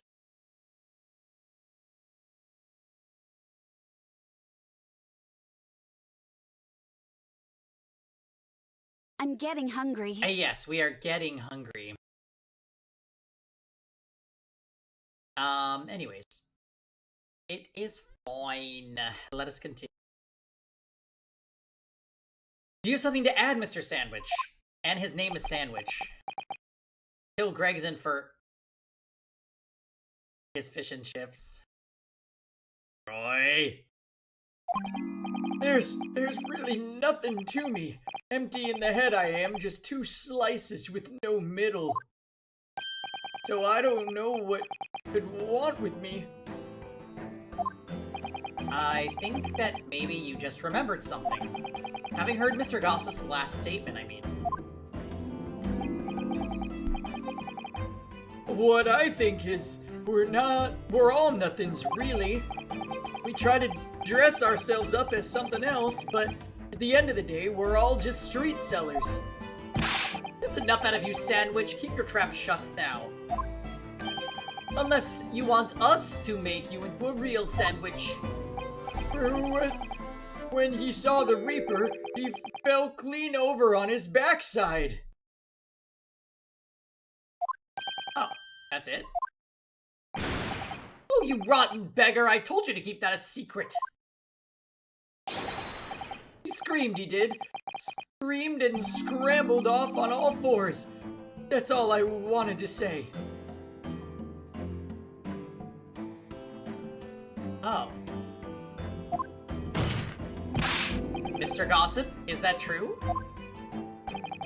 The floor was dead slippery, that's why. Planted my hand in a filthy pool of blood, didn't I? Yuck. Oh, you should not have said that.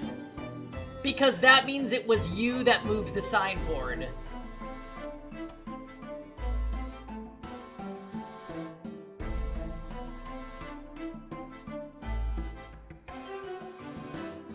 But wait, wouldn't that mean that Van Zeeks would have seen him move it?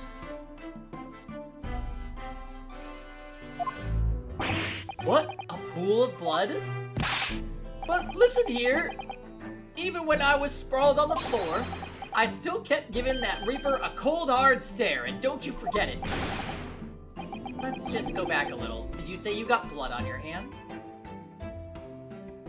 Gossip looks like he got punched for insulting someone's mother. I mean, yeah, that lip is disgustingly large, and his animation is literally him just flipping it. I did. Happens to the best of us at times, doesn't it? So I was scared, so I slipped over. So not the new Husbando, nope. That would be, the newest Husbando in this game is the returning Husbando Cosmo, for sure. And if you're Steven, then maybe the prison warden. No, Mr. Gossip, I'm going to have to ask you to add that information to your formal testimony. Oh, if I must. Witness will amend his testimony to include the aforementioned details at once. Ugh. Slipped over and got blood on my hand, so I quickly wiped it off. Wrong! Alright, it's time. Objection! So you wiped off the blood from your hand on the floor of the room. Are you quite sure about that? Well, what else do you expect me to have done, eh? Does it really matter? Objection! The police found no such handprint on the floor during their investigations. You know, it's interesting, even though that he's the prosecutor, it kind of feels like we're working together, doesn't it?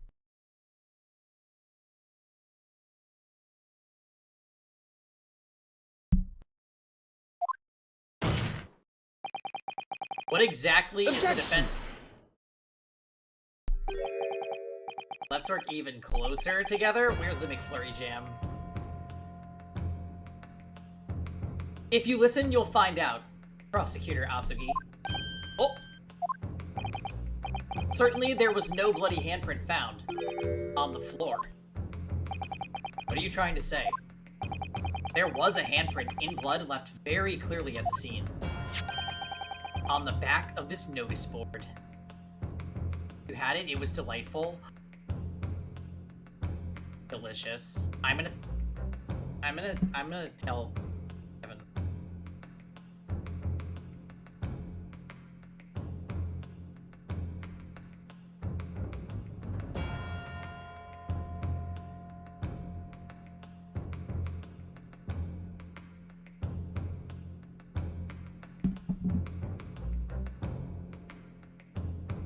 It was just one of the McDonald's pies smashed up in a McFlurry. I mean, that still sounds wonderful. Apple pie with ice cream is on the back of the notice board. Ah, yes, indeed. Indisputably a handprint in the distinctive color of your blood. Ah, you're dead right. That's my hand. I'd know it anywhere. Objection! The witness very definitely testified that he wiped his hand on the floor, yet handprints on the back of the board are irrelevant. Objection! Not if the board itself had fallen over onto the floor.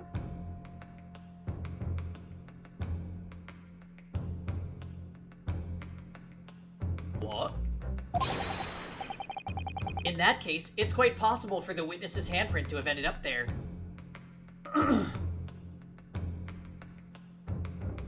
I haven't really watched many of these trials all the way through. Is the guilty party always on the witness stand? Sometimes.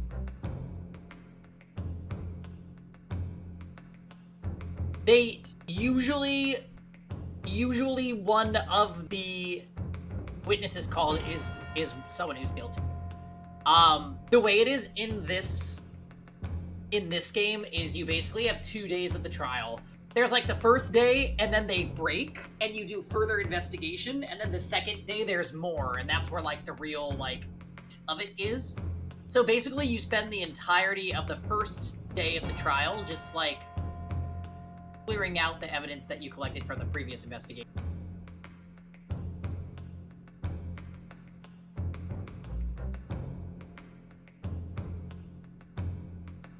Yeah, what Dot said.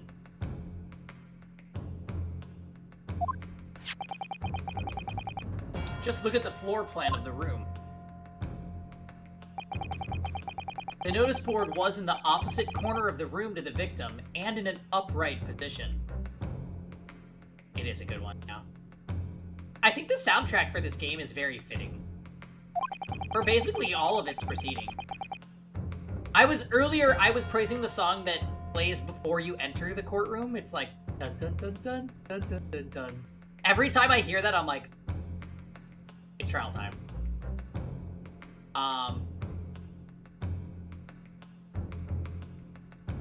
Even if it had somehow been toppled and was lying on the floor at the time, it would have been a considerable distance from the body.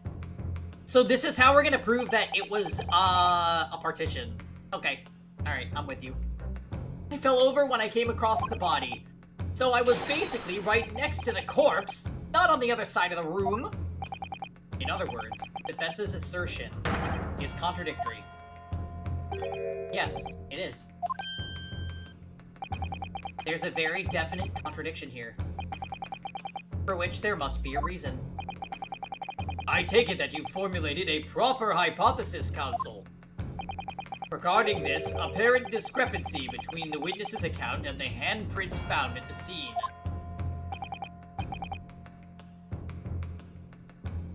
I have, my lord. This discrepancy between the witness's account and the location of the handprint is explained by... Word move.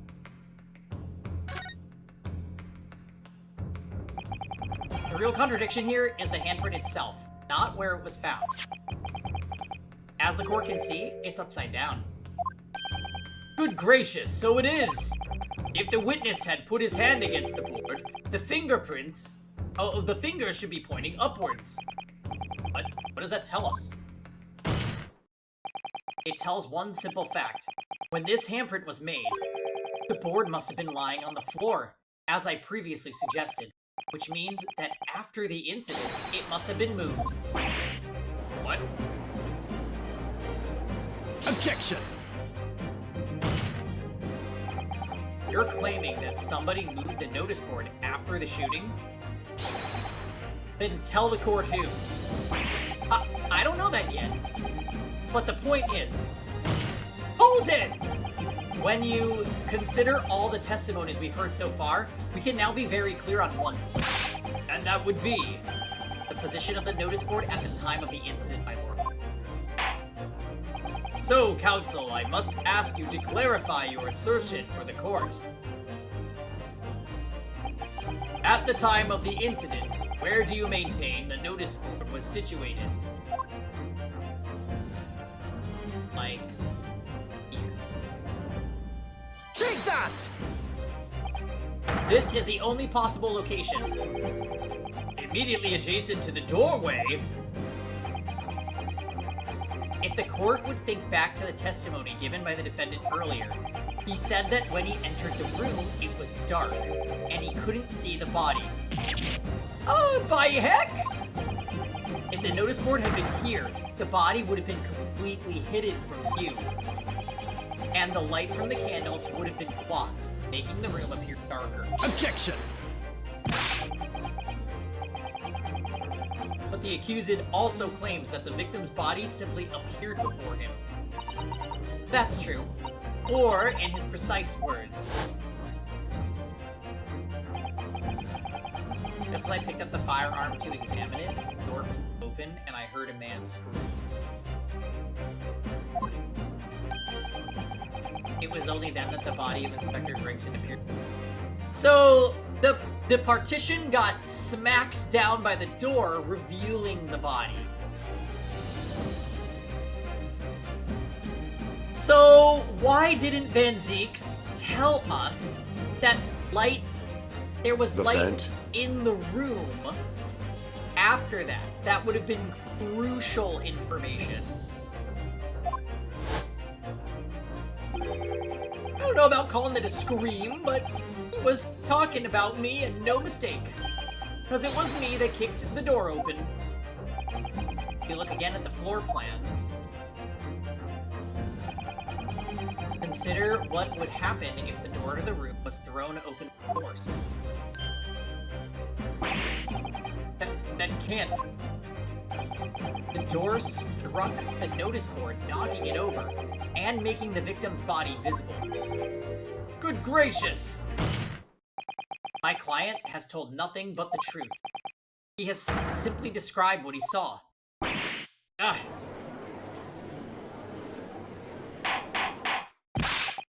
Order, order! Counsel, how has this not come to light before now?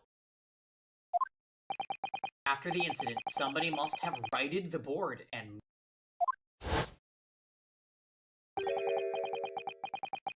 into the position where the police, myself, and my colleagues saw it when investigating them.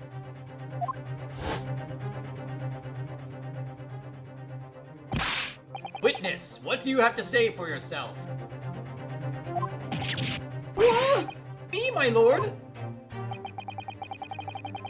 You and your fellows there were at the scene before anybody else. It goes without saying that you must know something about the position of the notice board.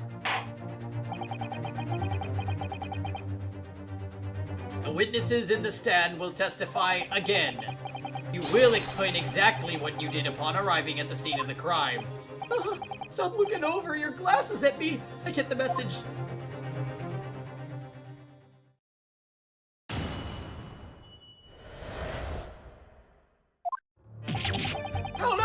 no, what, that notice board, I just wiped my hand on it, that's all. Well, don't look at me, I haven't got a clue about it. I was doing business with some second years at the time. I don't know anything about anything, I'm just a bystander, me. Just a sign at the crossroads of life. Was that Reaper, I bet? Got a face that screams, bored! I can't see how this changes anything anyway. Detective still died when we heard the gunshot.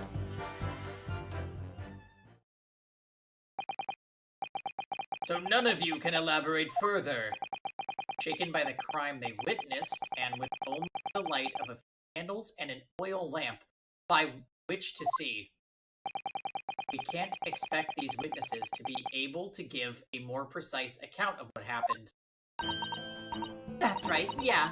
I don't pay attention. Oh, I don't pay to expect too much. It's man's endless quest for knowledge that's destroying the world. That's what I think. Do you? Couldn't be me, I was telling it. Do you? Really? In any case, as this testimony shows, even if the notice board was moved by somebody following the incident, it makes no difference. When the gunshot rang out, the accused was the only person at the scene.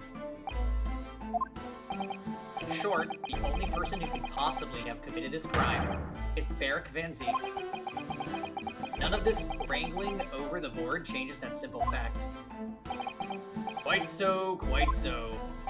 Does the defense still wish to cross-examine the witnesses despite the circumstances? Most certainly. Very well, then you may proceed, counsel.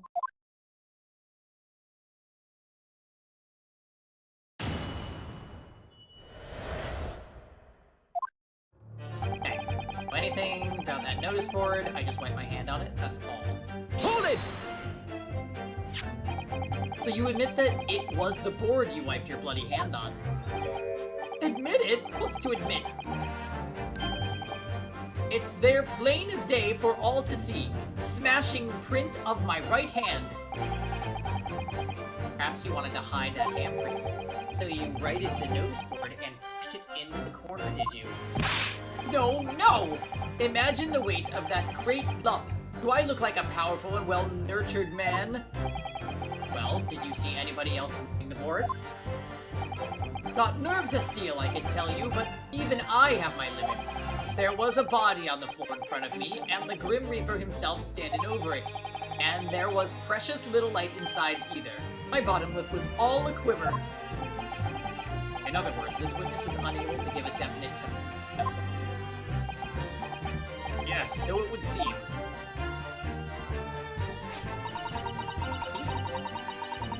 Lit it on her butt?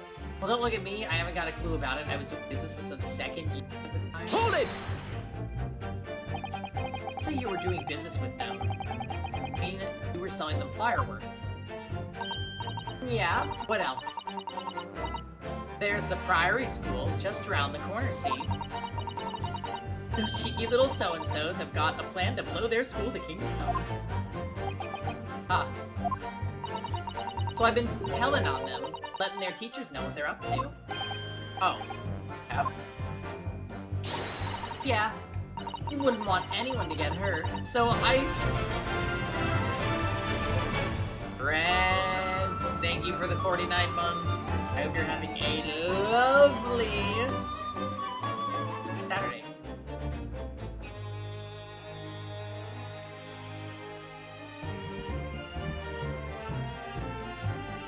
So I let the school know the kids are playing with dodgy toys.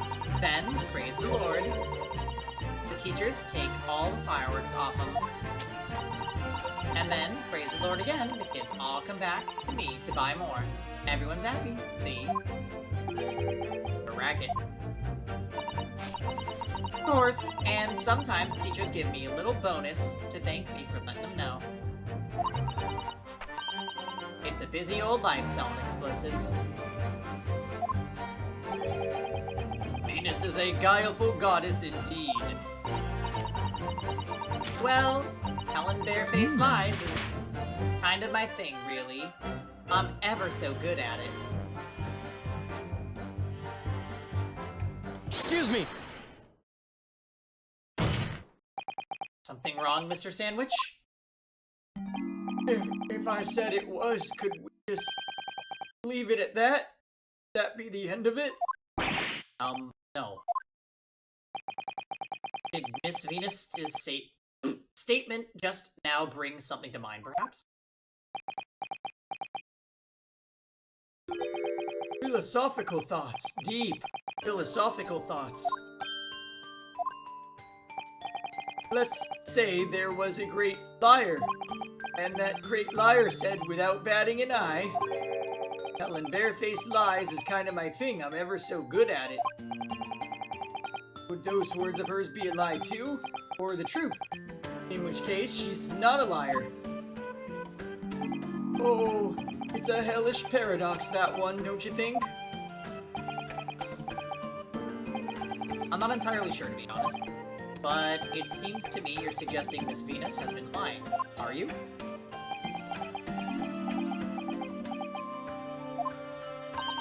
What are you on about, old man? Trying to cause trouble, are you? Keep on like that. And I'll wrap your whole body in firecrackers and set them off. That'll give you something to tremble about. You have a startlingly disturbing mind behind that sweet and innocent face, young lady. Ally or betrayed. So Miss Venus has lied in her testimony. Is that what you're saying, Mr. Sandwich? Well, if it means I'll be burning in hellfire for the rest of my days, so be it.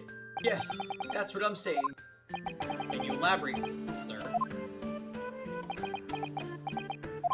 Old Blabbermouth here headed for the room where the gunshot seemed to come from. But there was someone else who crept up the stairs behind him, too. Yeah, right? She's literally threatening him in court, and the judge is just like, wow. LOL. That's right, that rotten liar over there.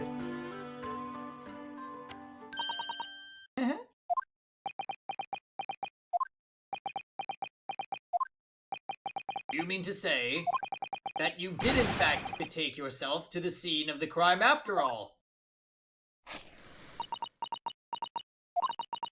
What'd I tell you, eh?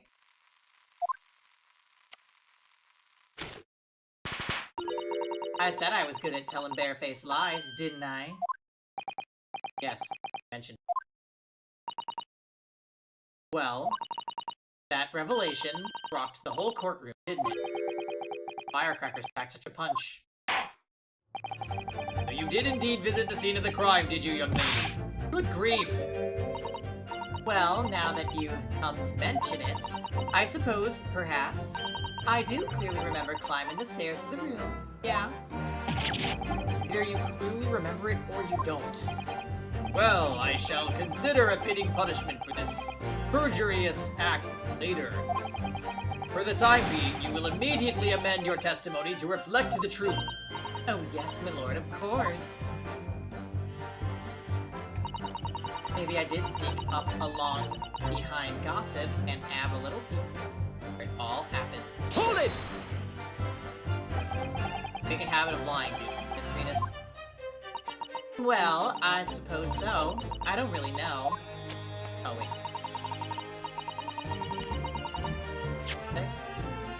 I don't really know, to be fair. If you want my advice, though, I take everything I say with a pinch of salt. Alright, but you did in fact go to the room. The victim was killed on the day in question, didn't you? Oh, please, as if I would. I can't think of anything more terrifying. Truth, please. Well, alright, just a bit then. I mean, a girl my age is curious about stuff, you know? You touch anything at the scene. Oh, please, as if I would. I mean, there was a dead body on the floor. Truth, please. Well, alright, just a bit then. I had to look to see if there was anything I could sell. So I did give the place a once-over, but it was nothing to write home about. Right. Now, I hesitate to ask, but You didn't move the notice board by any chance, did you? Oh, please, as if I would touch anything like that. Just a few bits of loose change is all I had. Truth, please. Well, alright then. I thought there might be something worth having underneath it. So, I blasted the flippin' thing. Sorry. Flipped the blasted thing. You're telling us that you did move the board? I think that did slip out, didn't it? What? You daft farm pot? I don't believe it. The girl doesn't think. So, did you find anything then? Something that you might have taken, perhaps? Or to sell? Oh, please. I should be so lucky. In my imagination, the truth now. I might have found this old pocket watch underneath the notice board, I suppose. Just a bit of junk like this can't be worth much. Ah!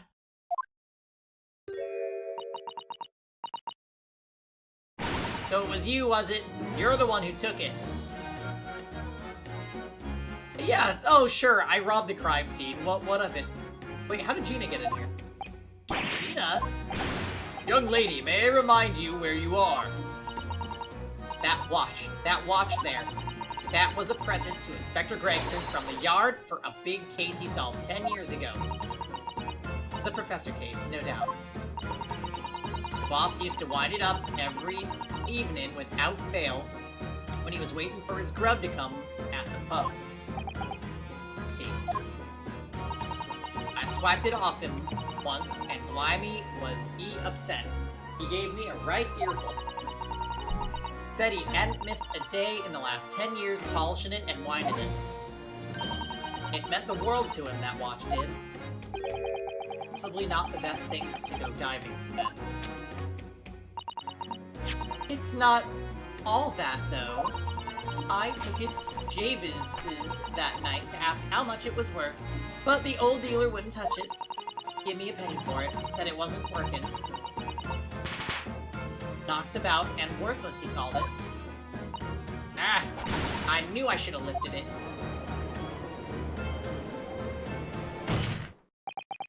That watch must be submitted as evidence at once.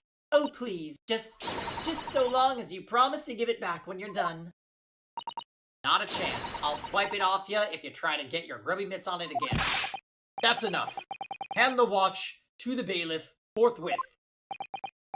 Now, children, watch your manners. Good lord! The glass appears to be broken. More than likely it shattered when the inspector got. Doesn't tick anymore either. Which is why Jabez didn't want it. What a waste, eh? Yes, indeed, it appears to have stopped at the hour of 5. Exactly when the gunshot was heard then. Which supports the prosecution's claim, of course. Okay, look at it. It would appear that the mystery of the moving notice board solved it. Damn, we have a lot of evidence. The glass over the face really is badly cracked. Look. What a shame, the inspector clearly looked after it so carefully. I imagine Mr. Schultz could repair it, don't you? Yes, I should think so. He's very adept at things like this. A useful man to have around, in fact. But kindly remember that he's a great detective, Mr. Naruhodo, not an odd job man.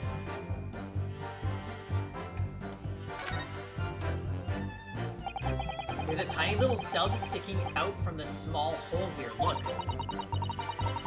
I suppose there must have been a little knob or something on that for setting the time. In that case, seeing as we know the inspector took good care of this watch, it probably broke when the incident occurred, didn't it? Wait, is this what connects to the other end of the little miniature? Yes, of course. which could mean that there's a small part of the watch still unseen.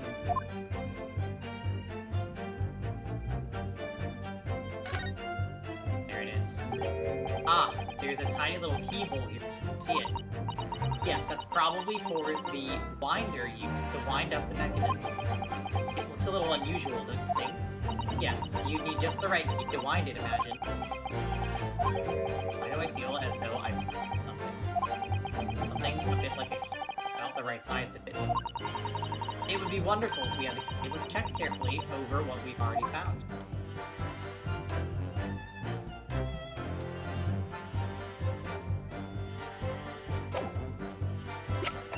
So we have the key, it's right here.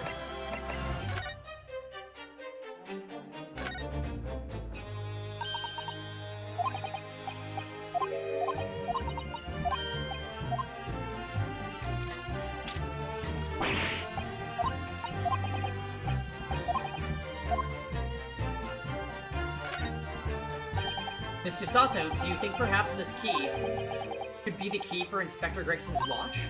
Oh, yes, it could be. Let's try it at once. There's not a moment to lose.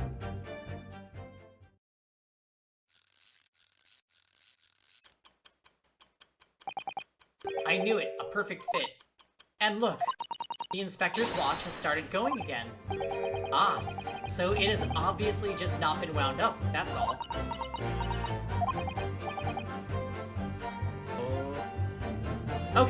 Okay, so wait, what does this mean? What does this mean? This means he was killed at a different time, and they are setting all this up to make it look like he was killed at 5. But he's actually been dead. Well, if the watch isn't actually broken after all, I have a feeling it could have profound implications. Deep in thought now. Perhaps I'd better start thinking.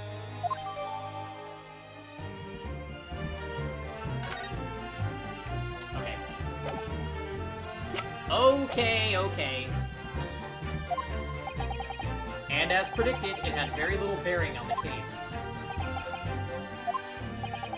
Now then, continue with your cross-examination, please.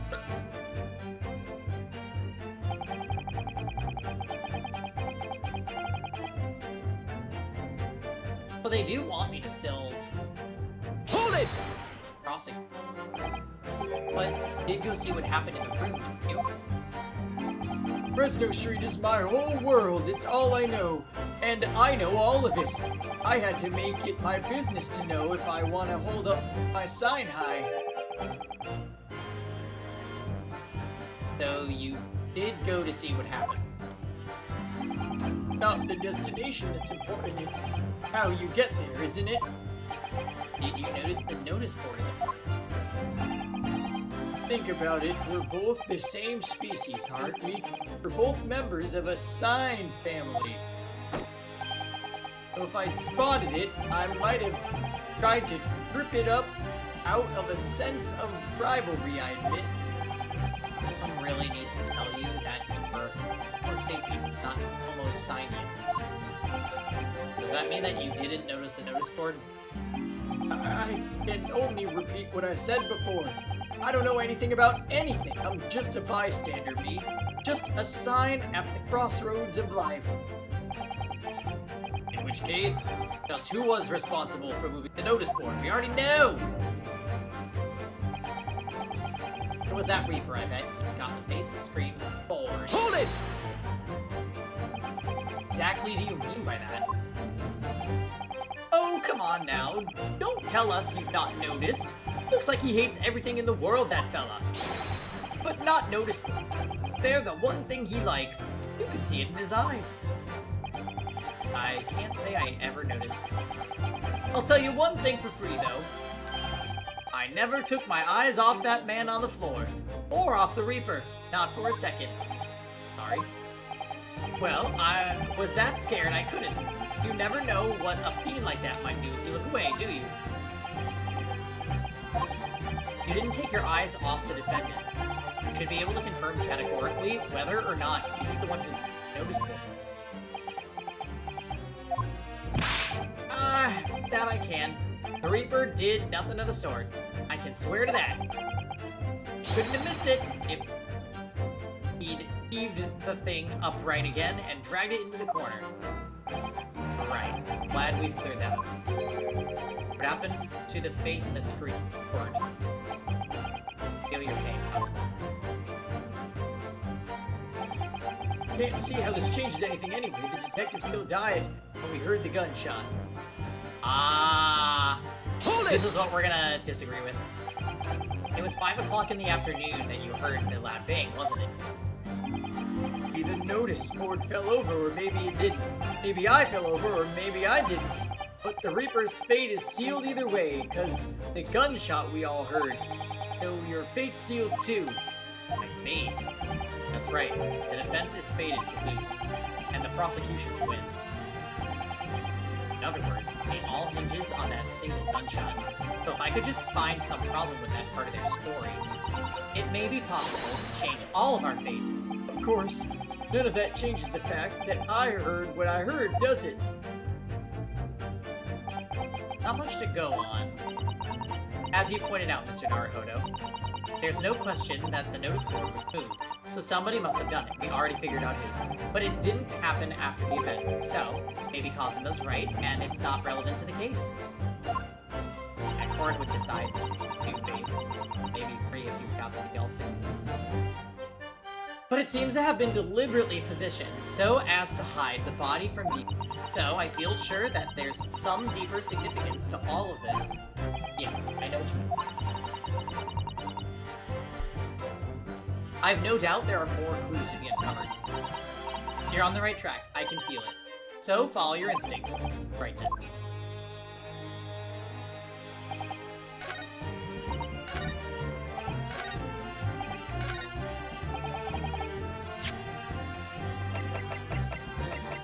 Alright. Tom is better at it. He likes to chuck people over his shoulder while he does it. Anything can change! Oh yeah, how do you feel about FEH adding kid versions of Crom, Lissa, Robin, and Emerin? Right? I give it a big... Child Frederick is kind of fun though, I guess. I just hate that they do kid banners. They're so lame.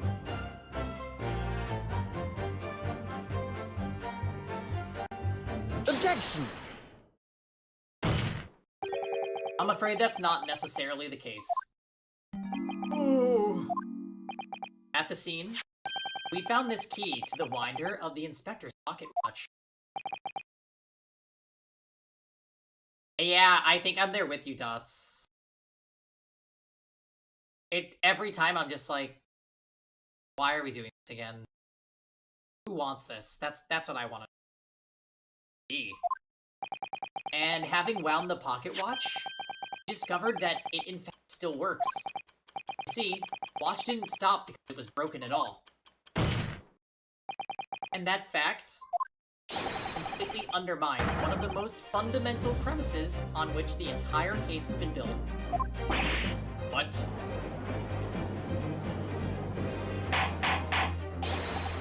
Order, order, order, but counsel!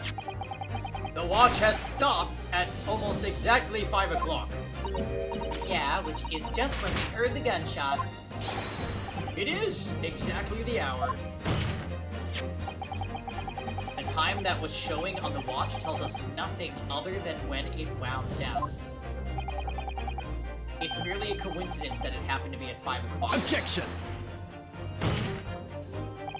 Even if that's true, 3 witnesses here all heard the gunshot at 5 o'clock. So that's obviously when the crime was committed. Objection! No, that doesn't hold. Why not? Recall what Inspector Lestrade said only moments ago. The boss used to wind it up every evening without fail when he was waiting for his crowd to come into the pub. Said he hasn't missed a day in the last 10 years polishing it and winding it. It meant the world to him, that watch did. The victim was in the habit of winding his watch once a day in the evening. We can reasonably assume, therefore, that he wound the timepiece on the evening before he died as well. Yes, that would be entirely reasonable. But if that's the case, it's weird to make a kids banner for a game where the plot already centered around the action.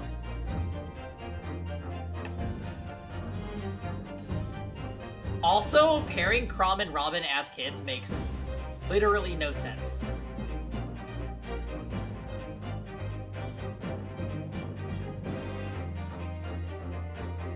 But if that's the case, wouldn't expect the watch to have completely wound down by 5 o'clock the following day. Oh, why? Well, how do you explain it then?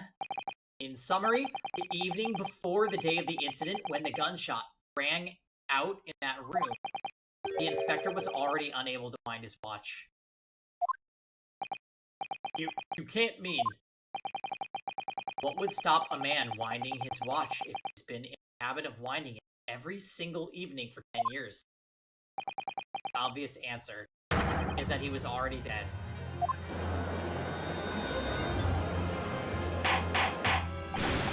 Order, order, counsel! That is the most extraordinary claim! Objection! Extraordinary isn't the word, it's absurd. You claim he was already dead the night before?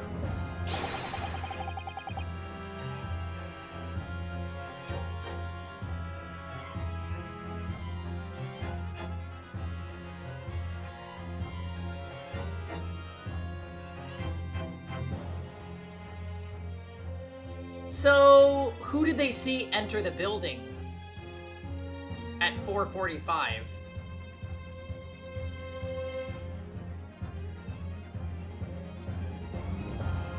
Somebody from the red hair cults?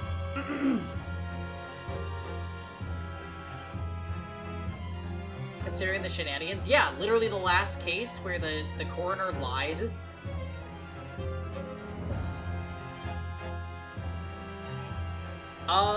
Okay. Well, on that subject, there is something rather surprising. There's actually an omission in the coroner's report. Time of death. Time of death is not noted. That's right! Wait a minute, you're forgetting that my legs went from under me when I kicked that door in. What do you mean? Like I said, I planted my hand on a dirty, great puddle of blood. Yes. So the victim's blood hadn't dried. It was fresh. Catches on fast, doesn't it? Objection! That blood could be explained in any number of ways. It could have been put there afterwards. Some fresh blood that could have been poured over... Does my learned friend think that fresh blood is available on the street corner? Well, it needn't necessarily have been human blood, of course. We've been told previously that Scotland Yard has no way to identify blood as human. Problem is currently being researched. At present, you are correct. It is beyond our ability. So then, a chicken's blood could have been used, for example. It's certainly possible that it wasn't the inspector's blood at all. Objection! But the gunshot was heard at 5 o'clock that afternoon. That's beyond question. Is it though? What? Given that the time of death of the victim has already been called into question, it isn't beyond the realms of possibility that what these witnesses heard wasn't a gunshot at all. Oh, please, what are you trying to say? Us lot know what we heard, and it was a loud bang that came from that room. Now you listen. Street seller's ears are his livelihood. I don't doubt your ears, sir, but all you can state with certainty is that you heard a noise. Explain yourself then, counsel. A noise that sounds like a gunshot. Been made with... your freaking fireworks, you insane woman. Something like this. The culprit could have set off one of these to make a fake gunshot. Good gracious! The very fireworks that are sold by the witness? Now, hold on a minute. Are you saying I did it? My pretty little firecrackers only make a little pop anyway, see? It also could have been made with a gun.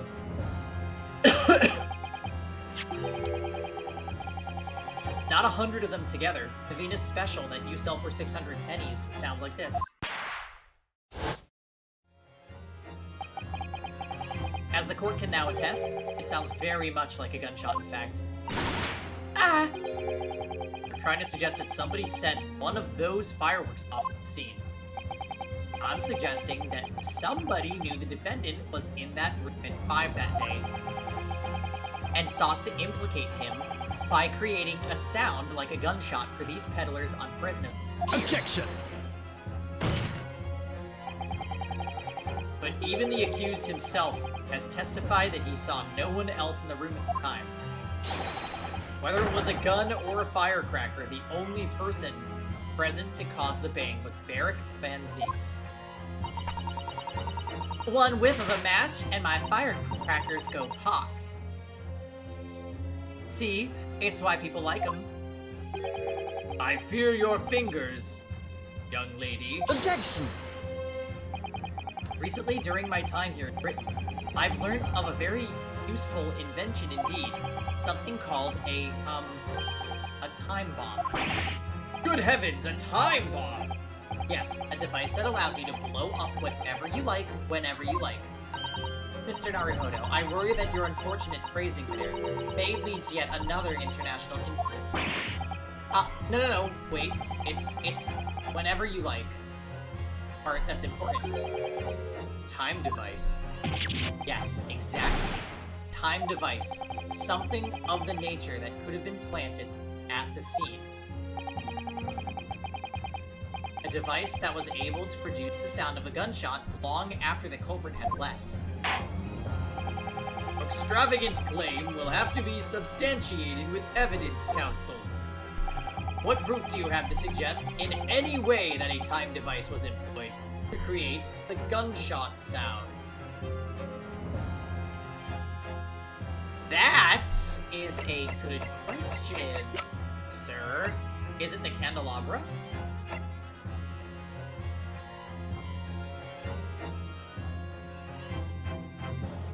It's gotta be. Take that! As the court has already discussed, the tip of one of the candles in this candelabrum has been blown off. Indeed, because it was struck by the bullet, which presumably passed through the victim.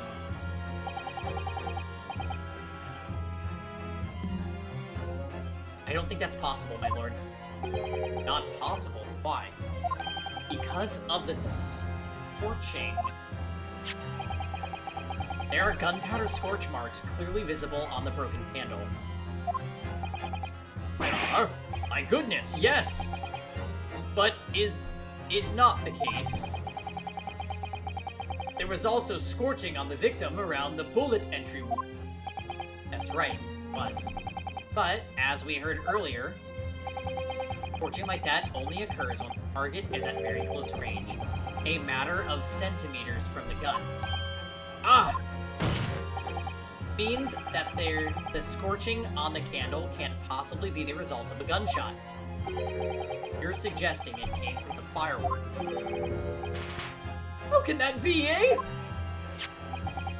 The fact that there's such visible scorching on the candle suggests that the fireworks must have been right next to it when it exploded. Or, put another way, the candle and firecrackers were joined together. Culprit somehow attached the firecracker at a point part way down the candle. After the killer had left the scene, the candle slowly burnt down along with the other two. Eventually, it ignited the fuse of the firecrackers, generating a loud sound.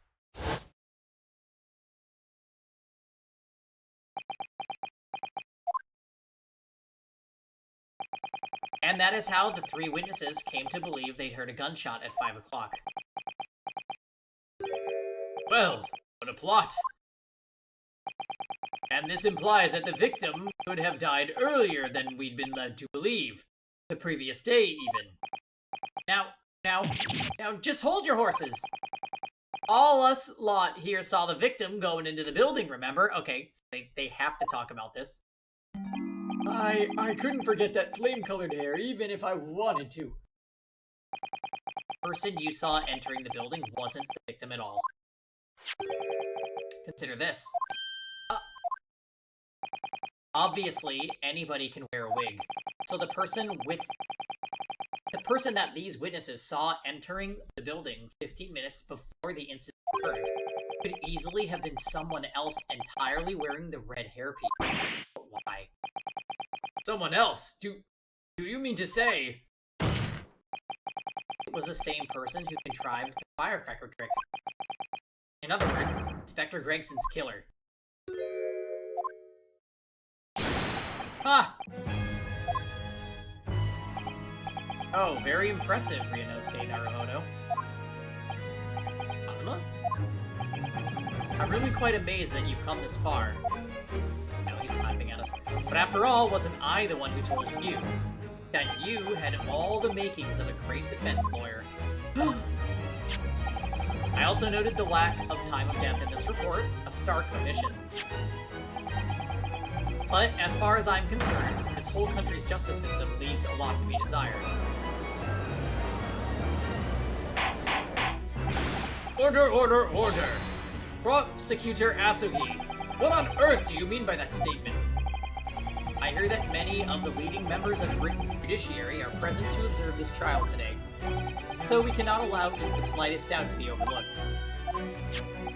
The defense's assertion about the time of death based on the victim's stopwatch was just conjecture. But, while the possibility exists that my learned friend may be correct, we have a duty to explore it. Well, certainly. I would agree with you. And what immediately comes to mind is, of course, what was Inspector Gregson doing, and where did he go on the day before the incident? You know? We have to investigate. The inspector always carried out his investigative work alone. His movements were treated as confidential within Scotland Yard. Even within the yard. However, considering the evidence we've been presented with so far, I'd say it's fairly apparent that it's apparent what case the man was pursuing. Wouldn't you say, my learned friend? I do have a feeling about what case he might have been investigating. Yes, I agree. Surely. My lord, the defense believes it can explain to the court the case that was being investigated by Inspector Gregson at the time of his death. Very well, counsel. Present your argument to the court.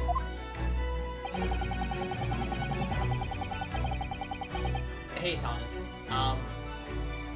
You are with us for the final 8 minutes of Ace Attorney, and then it's Among Us time. But, we've been going for about 3 hours with this case, and it has been pretty good. I initially was really trying to figure out what to do, but everything since then has just been like, we kind of had all of our ducks in a row. Take that! I believe this red hairpiece points to the answer.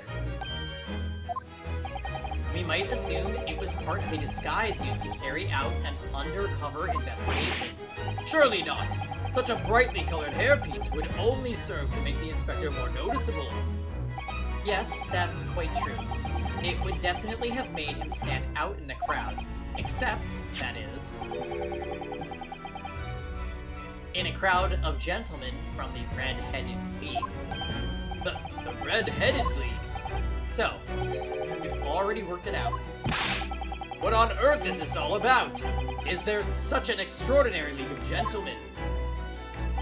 The Red-Headed League is currently under investigation for a grand deception. A deception of what nature, counsel?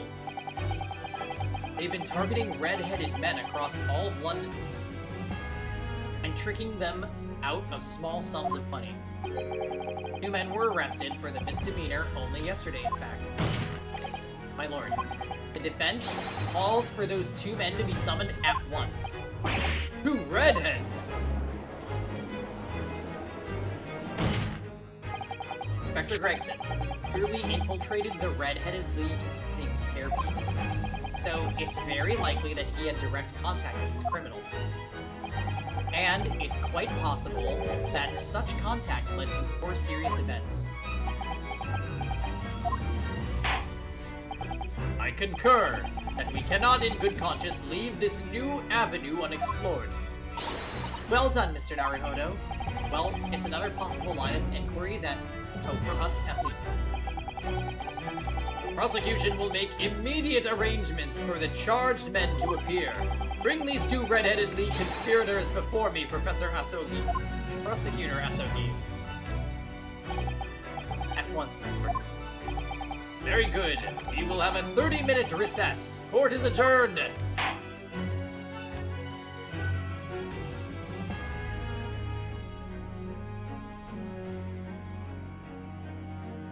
Hey, we made it to be continued. So, that is probably the best cutoff point since we're 5 minutes out from Among Us.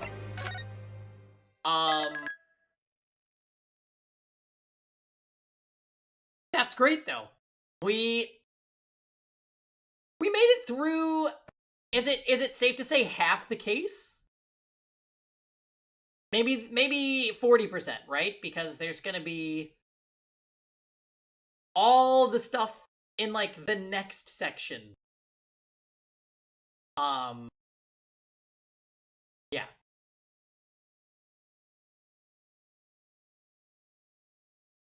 It's tough to put a length on this one, but you're doing really well. Okay. So, okay, guys. Let's use this as our cutoff point for Among Us. We're gonna bench GAA for the night and then get back to it tomorrow night. Where we'll probably play like 3 to 4 hours of it tomorrow night as well. So, why don't we put this down? I'm gonna set up Among Us and be back in like 5 minutes. So sit tight. Danganronpa Saturday night still is on the way. So I hope you guys enjoy that. I will be back soon.